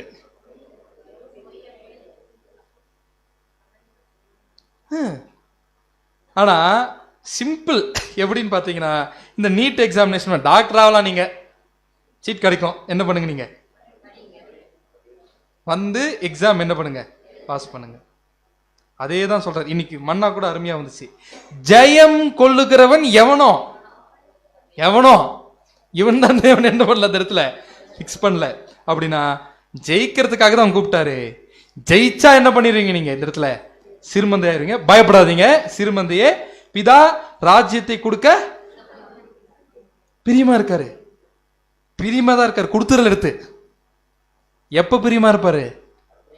ஏன்னா நீங்க ஜெயிச்சீங்கன்னா தேவன் என்ன பண்ணுவாருன்னு பாத்தீங்கன்னா அதை கொடுத்துருவார். அப்படின்னா நம்மளை அழைக்கும் பொழுது தேவனே அதை என்ன பண்ணிக்கிறது இல்லைங்க, தெரிஞ்சுக்கிறது இல்லை. தேவன் அப்போ என்ன பண்ணி ஆகணும்? தெரிஞ்சுக்கணும். என்னன்னு தெரிஞ்சுக்கணும்? நம்ம தேர்வுமா? எப்படி தெரிஞ்சு போறது? எப்படிதான் தெரிஞ்சுக்க முடியும் தேவனால? நம் வாழ்க்கையில் சில சூழ்நிலையை அனுமதிப்பாரு. அப்ப பாப்பாரு இந்த சூழ்நிலைக்குள்ள எப்படி இருக்கிறீங்க, என்ன ரியாக்ஷன் கொடுக்குறீங்க. தேவன் என்ன பண்ணுவார் அந்த இடத்துல? பாப்பாரு. ஏன்னா அவருக்கு இப்ப என்ன தெரியணும்? நம்ம யாருன்னு என்ன ஆகணும் அந்த இடத்துல தெரியணும். அதே மாதிரி இன்னொரு வசனம் வாசிக்கலாம் அதுக்கு ஆதாரமா. 2 பேதுரு 3:9. 2 பேதுரு 3:9 தாமதிக்கிறார் என்று சிலர் எண்ணுகிறபடி கர்த்தர் தமது வாக்குத்தத்தத்தை குறித்து தாமதமாயிராமல் ஒருவரும் கெட்டு போகாமல் எல்லாரும் மனம் திரும்ப வேண்டும் என்று விரும்பி நம்மேல் நீடிய பொறுமை உள்ளவராய் இருக்கிறார். ஒருவரும் கெட்டு போக கூடாதுன்னு அவர் என்ன பண்றாரா? விரும்பி நம்மேல் நீடிய பொறுமையா இருக்காருன்னு என்ன அர்த்தங்க? ஏன் நீடிய பொறுமையா இருக்காரு? இந்த இடத்துல மாறணும்ட்டு. எதுக்கு மாறி என்ன ஆகணும்? சபையாகணுன்றதுக்காக என்ன பண்றாரா? யார மேல நீடிய பொறுமையா இருக்காருங்க? முன்னாடியே தெரிஞ்சுக்கினார் வைங்க. யார் யார் சர்ச் கிளாஸ் ஆவாங்க ஆக மாட்டாங்க முன்னாடியே தெரிஞ்சுக்கினார்னா அவங்களுக்காக நீடிய பொறுமையா இருக்கிறேன்னு சொல்றது கரெக்டா இருக்குமா? அவருக்கு தான் தெரியுமே. ஏன் பொறுமையா இருக்காரு இப்போ? அந்த இடத்துல அவர் தெரிஞ்சுக்க விரும்பாததுனால இந்த இடத்துல என்னவா இருக்காராம்? அவரு பொறுமையா இருக்கிறதுக்கு. ரோமர் 8:28. ரோமர் 8:28. அன்றியும் அவருடைய தீர்மானத்தின்படி அழைக்கப்பட்டவர்களாய் தேவனிடத்தில் அன்பு கூறுகிறவர்களுக்கு சகலமும் நன்மைக்கு ஏதுவாக நடக்கிறது என்று அறிந்திருக்கிறோம். சகலமும் நன்மைக்கு ஏதுவாக நடக்குமா? யாருக்கு? அவருடைய தீர்மானத்தின்படி அழைக்கப்பட்டவர்களுக்கு சகலமும் நன்மைக்கு ஏதுவாக தான் நடக்கும். சகலமும் நன்மைக்கு ஏதுவாக நடக்கும்னா என்ன நடக்கும்? நன்மைக்கு எதுவானதுன்னா என்ன நன்மைங்க? பூமிக்குரிய நன்மையா? என்ன நன்மைக்கு எதுவாகனா அவர்கள் சபையாய் மாறுவதற்கான நன்மை. லைஃப்ல எது அனுமதிச்சாலும் அதுதான். இது யார் யாருக்கெல்லாம் தேவன் பண்றார்? அழைக்கப்பட்ட எல்லாருக்கும் தேவனை இன்டர்ஃபியர் பண்ணி அவர் லைஃப்ல அனுமதிக்கிறது எல்லாமே நன்மைக்கு ஏதுவானது தானமா. அப்படின்னா முன்கூட்டியே தேவன் தெரிஞ்சுக்கிட்டார் அப்படின்னு வச்சுக்கலாம். யார் யார் சர்ச் கிளாஸ் ஆவாங்க ஆக மாட்டாங்க அந்த வசனம் பொருந்துமா? ஏன் பொருந்தாது? எங்க உங்களுக்கு தான் தெரியுமே. அப்புறம் எப்படி நன்மைக்கு எதுவா மாற்ற முடியும்? அப்படின்னா நம்ம லைஃப்ல இருக்கக்கூடிய சூழ்நிலை எல்லாமே நன்மைக்கு எதுவா தேவன் அனுமதிக்கிறாரா செய்யறாரான்னு பார்த்தீங்கன்னா ஆமா. ஏன்னா இன்னும் அவர் யாருன்னு என்ன பண்ணிக்கல, தெரிஞ்சுக்கல, பார்த்துட்டு இருக்கிறாரு. இப்படி அனுமதிக்கிறாரு. ஏன் வாழ்க்கையில அனுமதிக்கிறாரு, உங்க வாழ்க்கையில அனுமதிக்கிறாரு. ஏன்னா அவர் இதுல பார்ஷியாலிட்டி பார்க்கறது இல்லை. அவருடைய டிசைட் என்ன அப்படின்னு பார்த்தீங்கன்னா யார் யாரெல்லாம் முன் குறிக்கப்பட்ட குணாதிசை ரீச் பண்றாங்க என்ன பண்ணிக்கிறேன், செலக்ட் பண்ணிக்கிறேன். அதுல எதனா தேவன் பார்ஷியாலிட்டி பார்க்க போறாரா? அதுல எந்த பார்ஷியாலிட்டியுமே கிடையாது.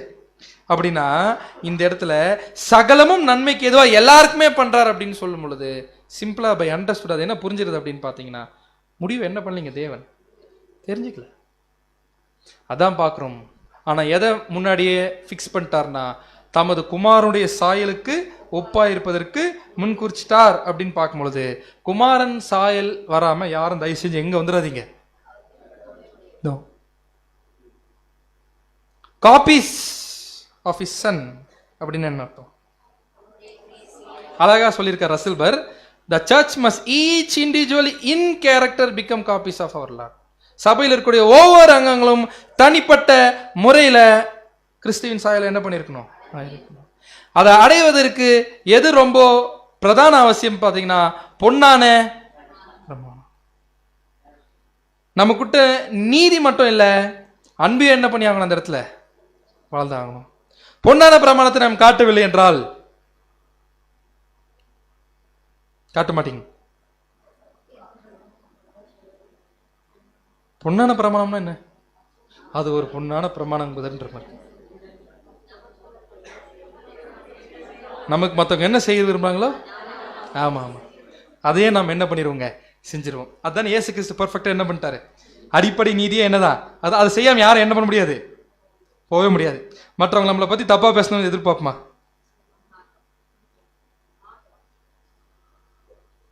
நாட்டம். கரெக்ட். அப்போ கோல்டன் ரூல் என்ன சொல்லுது? கோல்டன் ரூல் இல்லாம எங்க போக முடியாது? நாம அதை செய்யணுமா? பதிலே வர மாட்டேங்க. நாம் அதை செய்யணுமா? நம்ம அதை செய்யணுமா? அதாவது மூணாவதா ஒரு பதில் வருது, செய்யணும் அப்படின்னு. அந்த பதிலே கேட்கல நானு. செய்யணுமா செய்யலையா? செய்யலாம். தேவன் ஒண்ணுமே பண்ண மாட்டாருங்க. ஒண்ணுமே பண்ண மாட்டாரு. ஒண்ணுமே பண்ண மாட்டாருன்னா ஒண்ணுமே பண்ண முட்டுவார். சர்ச் கிளாஸ் என்ன பண்ண மாட்டாருன்னு பாத்தீங்கன்னா தேர்ந்தெடுக்க மாட்டார். அப்படின்னா இது யாரோட கையில தான் இருக்கு? பேசுறதுன்னா என்ன பண்ணிக்கலாம், தாராளமா பேசுங்க, பேசிக்குங்க. ஏன்னா அந்த தீர்மானிச்ச இதுக்கு என்ன பண்ண முடியாது, போக முடியாது. எப்படின்னு பார்த்தீங்கன்னா, ஒரு எக்ஸாமுக்கு படிக்காம பையன் நைட் ஃபுல்லாக விளையாட்டு இருக்கான். அவன் விளையாடிக்கலாம், பாஸ் ஆக மாட்டான், அவ்வளோதான். நீ விளையாடிக்கப்பா. நான் தீமையாக தான் பேசுவேன், மற்றவங்க பற்றி தீமையாக கற்பனை பண்ணிட்டு இருப்பேன். தாராளமாக என்ன பண்ணுங்க, பேசுங்க. யாருடைய சாய்ஸ் அது? நம்மளுடைய சாய்ஸ் தான். பட் குமாரனுடைய சாயல் அப்படின்னு சொல்லும் பொழுது அவர் மாம்சத்தில் சொல்ல, நம்மளால பரிபூர்ணமாக கிரியை செய்ய முடியுமா? முடியாது. பரிபூர்ணமான சிந்தை இருக்குமா? கிடையாது. பரிபூர்ணமாக வார்த்தை இருக்கா? இல்லை. ஆனால் குமாரனுடைய சாயலாக தான் ஆகணும்னு முன்குறிச்சு இருக்கிறது தான் எதில் அப்படின்னு பார்த்தீங்கன்னா, பரிபூர்ணமாக பேச முடியாது. ஆனால் பேசுறதுக்கு முன்னாடி ஒரு நோக்கம் இருக்கும்ல, எதுக்காக பேசுகிறோன்ற ஒரு நோக்கம் இருக்கும்ல, அந்த நோக்கம் பரிபூர்ணமாக இருக்க முடியும். ஒரு கிரியை செய்யறதுக்கு முன்னாடி அந்த கிரியைக்கு பேக்ரவுண்டில் ஒரு நோக்கம் இருக்கும்ல, அந்த நோக்கத்தில் என்ன பண்ண முடியும்? பரிசுத்தத்தை காத்துக்கொள்ள முடியும். அதில் தான் பரிசுத்தத்தை என்ன பண்ணுறான்னு எதிர்பார்க்குறாரு. இதை 100% என்ன பண்ணுறாரு அப்படின்னு பார்த்தீங்கன்னா எதிர்பார்க்குறாரு அப்படின்றத பார்க்கணும். அப்படின்னா தெளிவாக ஆவியில் ஜெனிப்பிக்கப்பட்டதனுடைய நோக்கமே என்னன்னு பார்த்தீங்கன்னா, நம்முடைய கேரக்டர் கிறிஸ்டலைசேஷனுக்காக தான், நம்முடைய குணாதிசய வளர்ச்சிக்காக தான். அதை காட்டாம நாம இங்க 1008 விஷயத்தை காட்டிட்டு இருந்தாலும் ஒரு பிரயோஜனமும் கிடையாது. அதனால தான் அப்போஸ்தலனாகிய பவுல் என்ன பண்றான்னு பார்த்து எழுதுறாரு, மலையை பெயர்க்கத்தக்க விசுவாசம் எனக்கு இருந்தாலும் நான் ஒண்ணுமே கிடையாது.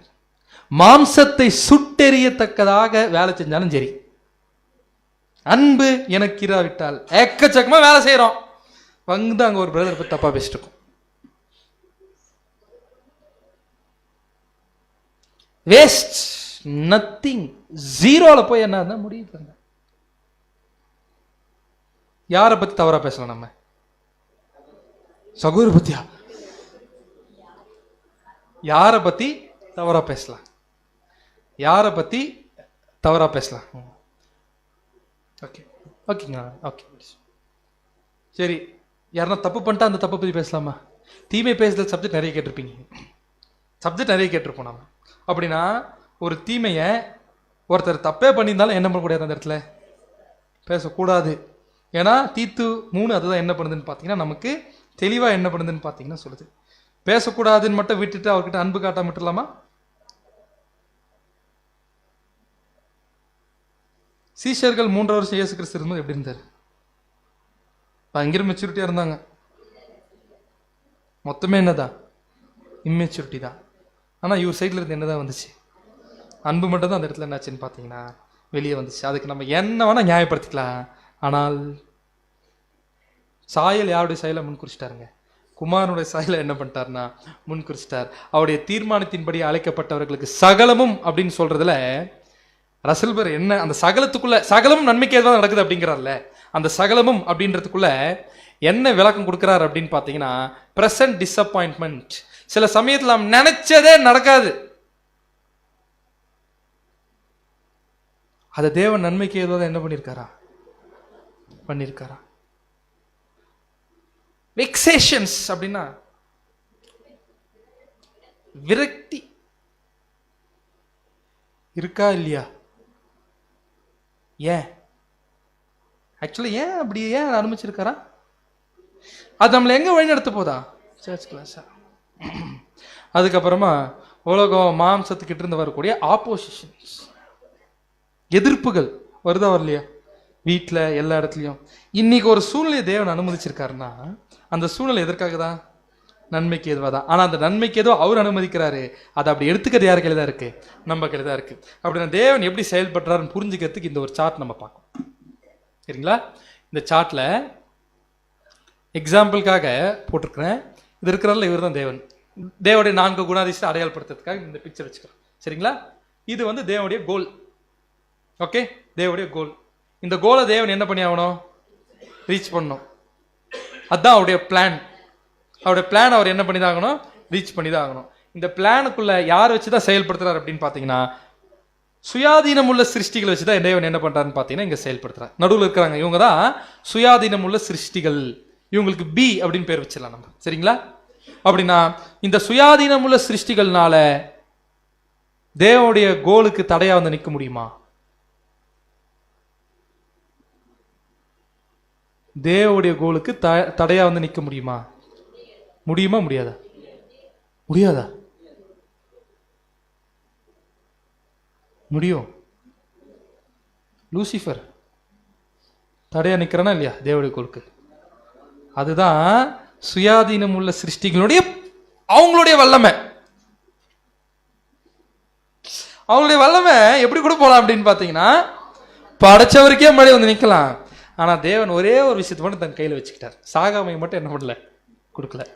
ஏன்னா அது கொடுத்தா மொத்தமே கொலாப்ஸ் ஆயிரும். அதை மட்டும் தன் கையில் வச்சுக்கிட்டாரு. நீங்க என்ன வேணா ஆடுங்க. எக்ஸாம்பிளுக்கு ஒரு கொஸ்டின். இப்போ சுயாதீனம் உள்ள சிருஷ்டிகளால தலையா வந்து நிற்க முடியும்ல? இப்போ தடையா வந்து நிற்கும்போது தேவன் என்ன பண்ணுவார் அப்படின்னு பார்த்தீங்கன்னா, இப்போ உதாரணத்துக்கு இந்த பிக்சர்ல இங்க தடையா வருதுன்னா தேவன் என்ன பண்றாருமா, இப்படி ஒரு வழி எடுக்கிறாரா, வேற வழி எடுக்கிறாருமா. பிளான் மாத்திர நல்லா புரிஞ்சுக்கணும், மெத்தட மாத்திருவார் தேவன். அப்படி போனா அப்படியே வந்து நிக்குதான். தேவன் வேற வழி என்ன பண்றாராமா, வேற மெத்தடு எடுக்கிறாரா. அது இடத்துல வந்து நிக்குதுங்க அப்படின்னு பார்க்கலாம். திருப்பி எடுத்துட்டே இருக்க, திருப்பி வந்து நிக்குது. என்ன பண்ணுவாராமா தேவன்? என்ன பண்ணுவார் தேவன்? யாரை எடுத்துருவாரா? Removal of B. நம்ம பி இருக்கிறார்ல இந்த ஸ்டோரியில, அவர் என்ன பண்றாரு தேவன்? கடைசியில் எடுத்துருவாரா? சரி, சாத்தான கடைசி வரைக்கும் வச்சுட்டே இருந்தா என்ன பண்ணிட்டு இருப்பான்? கடைசி வரைக்கும் என்ன பண்ணிட்டு இருப்பான்? கடைசியில் யார் எடுத்துடுறாருங்க? அதே தானே. இது இந்த சாய்ஸ் யார் காரணம்? அவருடைய காரணம். கரெக்டுங்களா? முதல் 1,46,000 வாய்ப்பு யாருக்கு தான் போச்சு? இஸ்ரேல் ஜனங்களுக்கு தான். 1,44,000 எடுக்கிறது தான் தேவனுடைய பிளானு. ஃபர்ஸ்ட் ஆப்ஷன் யாருக்கு தான்? சாய்ஸ் என்ன எடுத்துட்டாங்க அவங்க, வேற மாதிரி எடுத்து. இப்ப யாருக்கு ஆப்ஷன் வந்துருச்சு? புறஜாதிகளுக்கு என்ன ஆயிடுச்சு அப்படின்னு பாத்தீங்கன்னா, அந்த இடத்துல ஆப்ஷன் என்ன ஆயிடுச்சுன்னு பாத்தீங்கன்னா வந்துருச்சு. நீவே எடுத்துக்கலாம், அழிச்சிருவேன்ட்டாரு. என்ன பண்றாங்க? ரிப்பன்ட் ஆனா தேவன் அந்த இடத்துல மெத்தட் தேவன் என்ன பண்ணிக்கிறாருங்க? அந்த இடத்துல மெத்தட் தேவன் என்ன பண்ணிடுவாருன்னு பாத்தீங்கன்னா மாத்திடுவாரு. இப்ப ஆனா யார் கையில தான் இருக்காது சாய்ஸ். அப்போஸ்தலனாகிய பவுல் அந்த பரம அழைப்பை தெரிஞ்சுக்கிட்ட உடனே உச்ச கட்டமா ஒன்னு முடிவெடுத்தார். யார் சாய்ஸ்? அது சாய்ஸ். ஆக்கில்லா பிரிஸ்கில்லா அப்படி ஓடணும்னு முடிவெடுத்தாங்க, ஹஸ்பண்ட் அண்ட் ஒய்ஃபா. யார் சாய்ஸ்? அனனியா சஃபீரா வேற மாதிரி எடுத்துட்டாங்க. யாருடைய சாய்ஸ்? காலைல எக்லிஷா 9 மணிக்கு, எக்ஸாக்டா 8:30 மணிக்கு வரல. யார் சாய்ஸ்? அது நம்ம சாய்ஸ். வழியே செலுத்த மாட்டேங்கிறோம். யார் சாய்ஸ்? சரி, இப்போ அடுத்த ஹார்வெஸ்ட் மீட்டிங் போடுறேன்னு வைங்களேன், எவ்வளோ முறை செலவாகும்? சும்மா 15 லட்சமா? சரி, ஓகே, 15 லட்சம் செலவாகுமாமா? ஹார்வெஸ்ட் கன்வென்ஷன் இல்லைங்க, ஹார்வெஸ்ட் 2 லட்சம். சரி, இப்போ பட்ஜெட் ஒரு 3 லட்சம் எக்ஸாம்பிள் வச்சுக்கலாம். 3 லட்ச ரூபாய் எவ்வளோ சாக்ரிஃபைஸ் பண்ணல?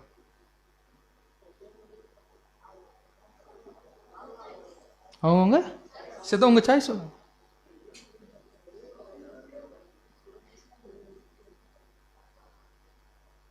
உங்க சாய்ஸ் சொல்லுங்க. சரி, எக்ஸாம்பிள் நானே உங்களுக்கு ஒரு சாய்ஸ் கொடுக்குறேன். உங்க கையில 3 லட்ச ரூபாய் இருக்குதா இல்லையா?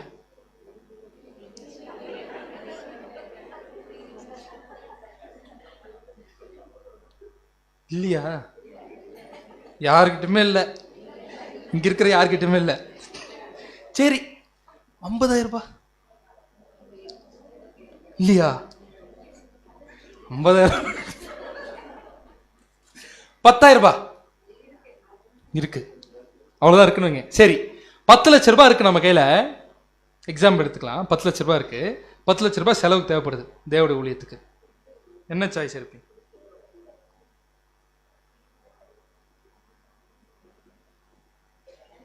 இது பயங்கரமான சாய்ஸா இருக்கு. நாங்க அமைதியா இருப்போம். ஆக்சுவலா சாய்ஸ் யார் கையில இருக்குங்க? நம்ம கையில தான் இருக்கு. மரியாள் என்ன பண்ணிட்டாங்க? ஒரு பெரிய ஆப்ஷன் கிடைச்சு உடச்சு ஊத்தாம வந்திருக்கலாம். ஒரு வருஷம் நீங்க ஆக்சுவலா என்ன ஆக போகுது? அதை உடச்சு ஊத்ததுனால என்ன ஆக போகுது? உடச்சு ஊத்ததுனால என்ன ஆக போகுது? அது வேஸ்ட் ஆச்சுன்னா வேஸ்ட். அதை நான் என் கிறிஸ்துவுக்காக நான் என்ன பண்ண போறேன்? உடச்சு ஊத்த போறேன் அப்படின்னு என்ன பண்றாங்கன்னு பார்த்தோன்னா, அந்த இடத்துல ஒரு சாய்ஸ் அவங்க என்ன பண்ணாங்க? எடுத்தாங்க. கரெக்டுங்களா? இப்போ அதே மாதிரி தான் சாய்ஸ். 10 லட்ச ரூபாய் இருக்கு நம்ம கையில். இல்லை நான் 10,000 தான் கொடுப்பேன். நம்ம சாய்ஸ் முழுசாவும் கொடுக்கலாம். யாரோட சாய்ஸ்? நம்முடைய சாய்ஸ் தான். எக்லீஷாக்குள்ள தீமை பேசுற மாதிரி சூழ்நிலை வருது. யார் சாய்ஸ் இது? பேசாம இருக்குது. பேசாம நம்மளுடைய சாய்ஸ் தான். இது எக்லீஷால எலெக்ஷன் அப்போ என்ன ஆகலன்னு பார்த்தீங்கன்னா, எலெக்ட் ஆகலை. தேவன் அதை நன்மைக்கு ஏதோ அனுமதிச்சிருக்காரு இல்லையா? ஆமா, நன்மைக்கு ஏதோ என்ன பண்ணியிருக்காரு? அனுமதிச்சு. ஏன் நன்மைக்கு ஏதோ அனுமதிச்சிருக்காரு தேவன்? அதுல அவருக்கு என்ன நன்மை இருக்கு? ஒரு சகோதரன் பிரதர் ஏன் எலெக்ட் ஆகல?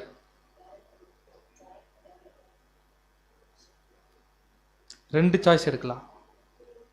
என்ன ரெண்டு சாய்ஸ்? ஃபர்ஸ்ட் சாய்ஸ் சொல்றேன் நான்.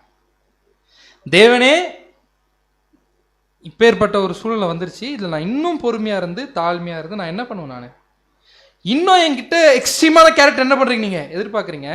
ஏன்னா இது சர்ச் லேஷனுடைய செலெக்ஷன் கிடையாது, எக்லிஷா ஊழியத்துக்கான செலெக்ஷன் தான். அதனால நான் இன்னும் மனத்தாழ்மையா இருந்து உச்சக்கட்ட குணாதிசயத்தை காமிச்சு நான் தேவனை என்ன பண்றேன்?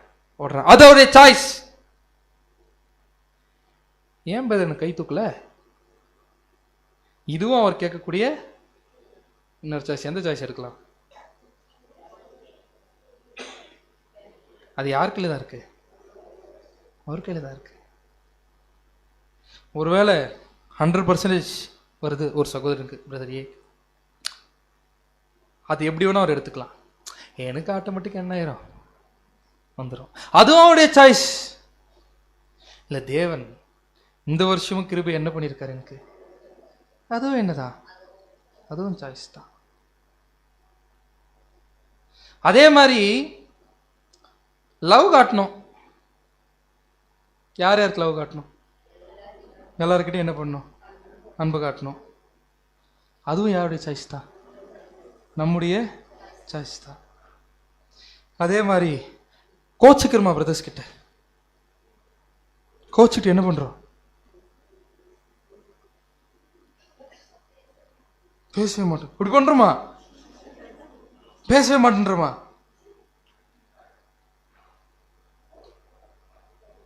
யாருடைய சாய்ஸ் அது?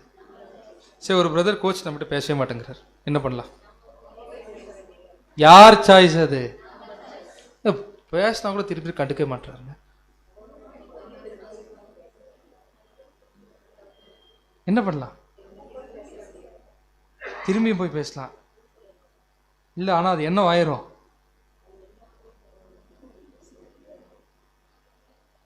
நமக்கு அவமானம் ஆயிருமா? யாருடைய சாய்ஸ் தான் அது? அவர்கிட்ட போய் திரும்பி பேசுறதும் நம்ம சாய்ஸ் தான். சகோதரனிடத்தில் அன்பு கூறாதவன் நடிக்காதீங்கன்றவர் தேவன் இந்த இடத்துல. Don't act. ஏன் தேவன் இந்த சூழ்நிலைகளை சபைக்குள்ள வீட்டில் எல்லாம் அனுமதிக்கிறார்னா, பார்க்கிறாரு என்ன ரியாக்ஷன் இது கொடுக்குறீங்கன்றத பார்க்கிறாரு. இந்த சூழ்நிலையை கிரியேட் பண்ணுவாரு. அந்த சூழ்நிலை யாருன்னா, ஒருத்தர் தவறலாம், ஒருத்தர் அபூர்ணத்தில் இருக்கலாம், ஒரு சகோதரன் அபூர்ணத்தில் விழலாம். அவர்கிட்ட என்ன ரியாக்ஷன் காட்டுறீங்க? எப்படி பார்க்குறீங்க? நீங்க எப்படி பார்க்குறீங்களோ நான் அப்படி உங்களை என்ன பண்றேன், பார்க்குறேன். மத்தேயு 7:1 சிம்பிள். நீங்க மற்றவர்களுக்கு எந்த அளவுக்கு அளக்குறீங்களோ அந்த அளவுக்கு நான் என்ன பண்ணிடுறேன். நீங்க மற்றவங்களுக்கு எந்த அளவுக்கு மன்னிக்கிறீங்களோ உங்களுக்கு நான் அந்த அளவுக்கு என்ன பண்ணிடுறேன். அப்படின்னா தேவன் நம்மளை எப்படி நியாய தீர்க்க வேண்டும் எனக்கூடிய அதிகாரமே யாருக்குள்ள தான் இருக்கு. ஆக்சுவலாக யாருக்குள்ள கொடுத்துட்டாருங்க, நம்ம கையில் என்ன பண்ணிட்டார் அப்படின்னு பார்த்தீங்கன்னா கொடுத்துட்டார். ஜீல எவ்வளோ படிக்கலாம் ட்ரூத்து. யார் சாய்ஸு கேட்குறேங்க, சாய்ஸ் சொல்லுங்க.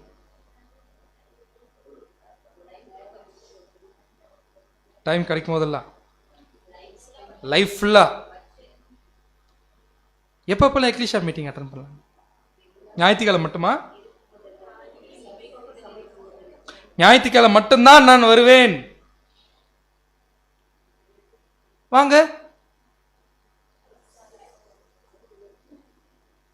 யாரும் கேட்கல, யாரும் ஞாயிற்றுக்கிழமை மட்டும் என்ன பண்ணுங்க, நீங்க வாங்க, உங்க சாய்ஸ் தான். ஞாயிற்றுக்கிழமை கூட நான் அப்பப்போ தான் வாங்க, ஓகே பரவாயில்ல, யார் சாய்ஸ் தான், யாரும் என்ன பண்ணிக்க வந்துக்குங்க. இல்லை நான் மற்றவங்க தீமை தான் பேசுவோம், எஸ் தாராளமாக என்ன பண்ணிக்கிங்க, நீங்க பேசிக்கங்க. நான் மற்றவங்களை குறை காணுவேன், சின்ன சின்ன விஷயத்துல என்ன பண்ணுவேன், அந்த சகோதரியன் இப்படி இருக்கிறாரு, அந்த சகோதரியன் அப்படி ட்ரெஸ் போட்டாங்க, அந்த சகோதரியன் அப்படி ட்ரெஸ் போடல, அந்த சகோதரியன் அப்படி உட்காரும் போது அப்படி உட்காந்தாரு, இவர் பார்க்கும் போதே என்ன அப்படி பார்த்தாரு, அவர் பேசும்போதே எப்படி பேசினாரு அப்படின்னு குறை காணலாமா? ஓ எஸ் தாராளமாக என்ன பண்ணுங்க, தாராளமாக என்ன பண்ணிக்கலாம், பார்த்துக்கலாம், குறை என்ன பண்ணிக்கலாம், பேசிக்கலாம். நான் இவர்கிட்டலாம் என்ன பண்ண மாட்டேன், நான் லவ்லாம் காட்ட மாட்டேன், இவர்கிட்டலாம் இறங்கி போக மாட்டேன். ஓ எஸ் தாராளமாக என்ன பண்ணாதீங்க, நீங்கள் இறங்கிலாம் போக மாட்டேன். அவர் என்கிட்ட பேசவே மாட்டேங்கிற, அவர் என்கிட்ட இறங்கியே போக மாட்டேன், அதெல்லாம் நானும் என்ன பண்ண மாட்டேன். எஸ் நீங்கள் என்ன பண்ணாதீங்க, போகாதீங்க. எக்ஸ்ட்ரீமா ஆப்ஷன் செலுத்த வருது, பலி செலுத்துறதுக்கு ஒரு பணமோ தாளந்தோ, இல்லை கொஞ்சம் தான் செலுத்த மாட்டேன், எனக்கு கொஞ்சம் ஆஃபீஸில் கொஞ்சம் என்ன இருக்குது, வேலை இருக்குது. ஓ எஸ் நீங்கள் ஆஃபீஸ்லையும் கொஞ்சம் கொஞ்சம் என்ன பண்ணிக்கோங்க, இருந்துக்குங்க. எக்ஸ்ட்ரீமா இங்கே சாக்ரிஃபைஸ் பண்ணி ஓடலாம் முடியாதுங்க. ஜஸ்ட்டு எனக்கு உடம்புலாம் கொஞ்சம் என்ன ஆகும், அப்பப்போ வலிக்கும், நான் கொஞ்சம் அப்படி தான் இருப்பேன் அப்படின்னா அப்படியே என்ன பண்ணிக்கோங்க, இருந்துக்குங்க. யாருடைய சாய்ஸ் இது எல்லாமே, நம்மளுடைய சாய்ஸ். அப்படியே மாற்றி யோசிக்கலாமா? இது என் வாயிலிருந்து தீமையாக வராது. தேவனுக்காக உச்சகட்டமாக நான் என்ன பண்ணுவேன், நான் ஓடுவேன். ஒருவர் மேலேயும் நான் என்ன பண்ண மாட்டேன், குறைய என்ன பண்ணுவேன், காட்டாமல் இருக்கிறது உச்சகட்டமாக என்ன பண்ணுவேன், நான் முயற்சிப்பேன். எல்லார்கிட்டையும் என்ன பண்ணுவேன், நான் அன்பு செலுத்துவேன். எல்லார்கிட்டையும் நான் என்ன பண்ணுவேன், இறங்கி போவேன். ஏன்னா கர்த்தர் தான் மெய்ப்பர். சில சமயத்தில் நம்ம பிஸி பாடியில் கூட நம்ம பார்த்தோம். பிஸி பாடின்றது என்னன்னு பார்த்தோம், நம்ம யூத் கன்வென்ஷனில் பார்த்தோம். அந்நிய காரியங்களில் நான் போய் தலையிட்டு தான் தீருவேன். ஓஎஸ் தாராளமாக என்ன பண்ணுங்க, தலையிடுங்க. பட் ஆனால் என்னவாக முடியாது, சர்ச் கிளாஸ் ஆக முடியாது. அப்படின்னா அல்டிமேட் சாய்ஸ் யார் கையில் தாங்க இருக்கு, சர்ச் கிளாஸ் ஆகிறது யார் கையில் தான் இருக்கு. இப்போ தேவனையே அனுமதிக்கிறார், இது எல்லாத்தையும் சூழ்நிலை தேவனையே அனுமதிக்கிறார், பார்க்குறாரு. ஒவ்வொரு சூழ்நிலையை செக் பண்ணி பார்க்குறாரு. நம்ம நிறைய பாடம் இருந்தால் நான் கேட்டிருக்கோம். நம்ம எக்ஸாம்பிளுக்கு பிஸ்னஸா இல்லை வேலையா, எக்லிஷா மீட்டிங்கா,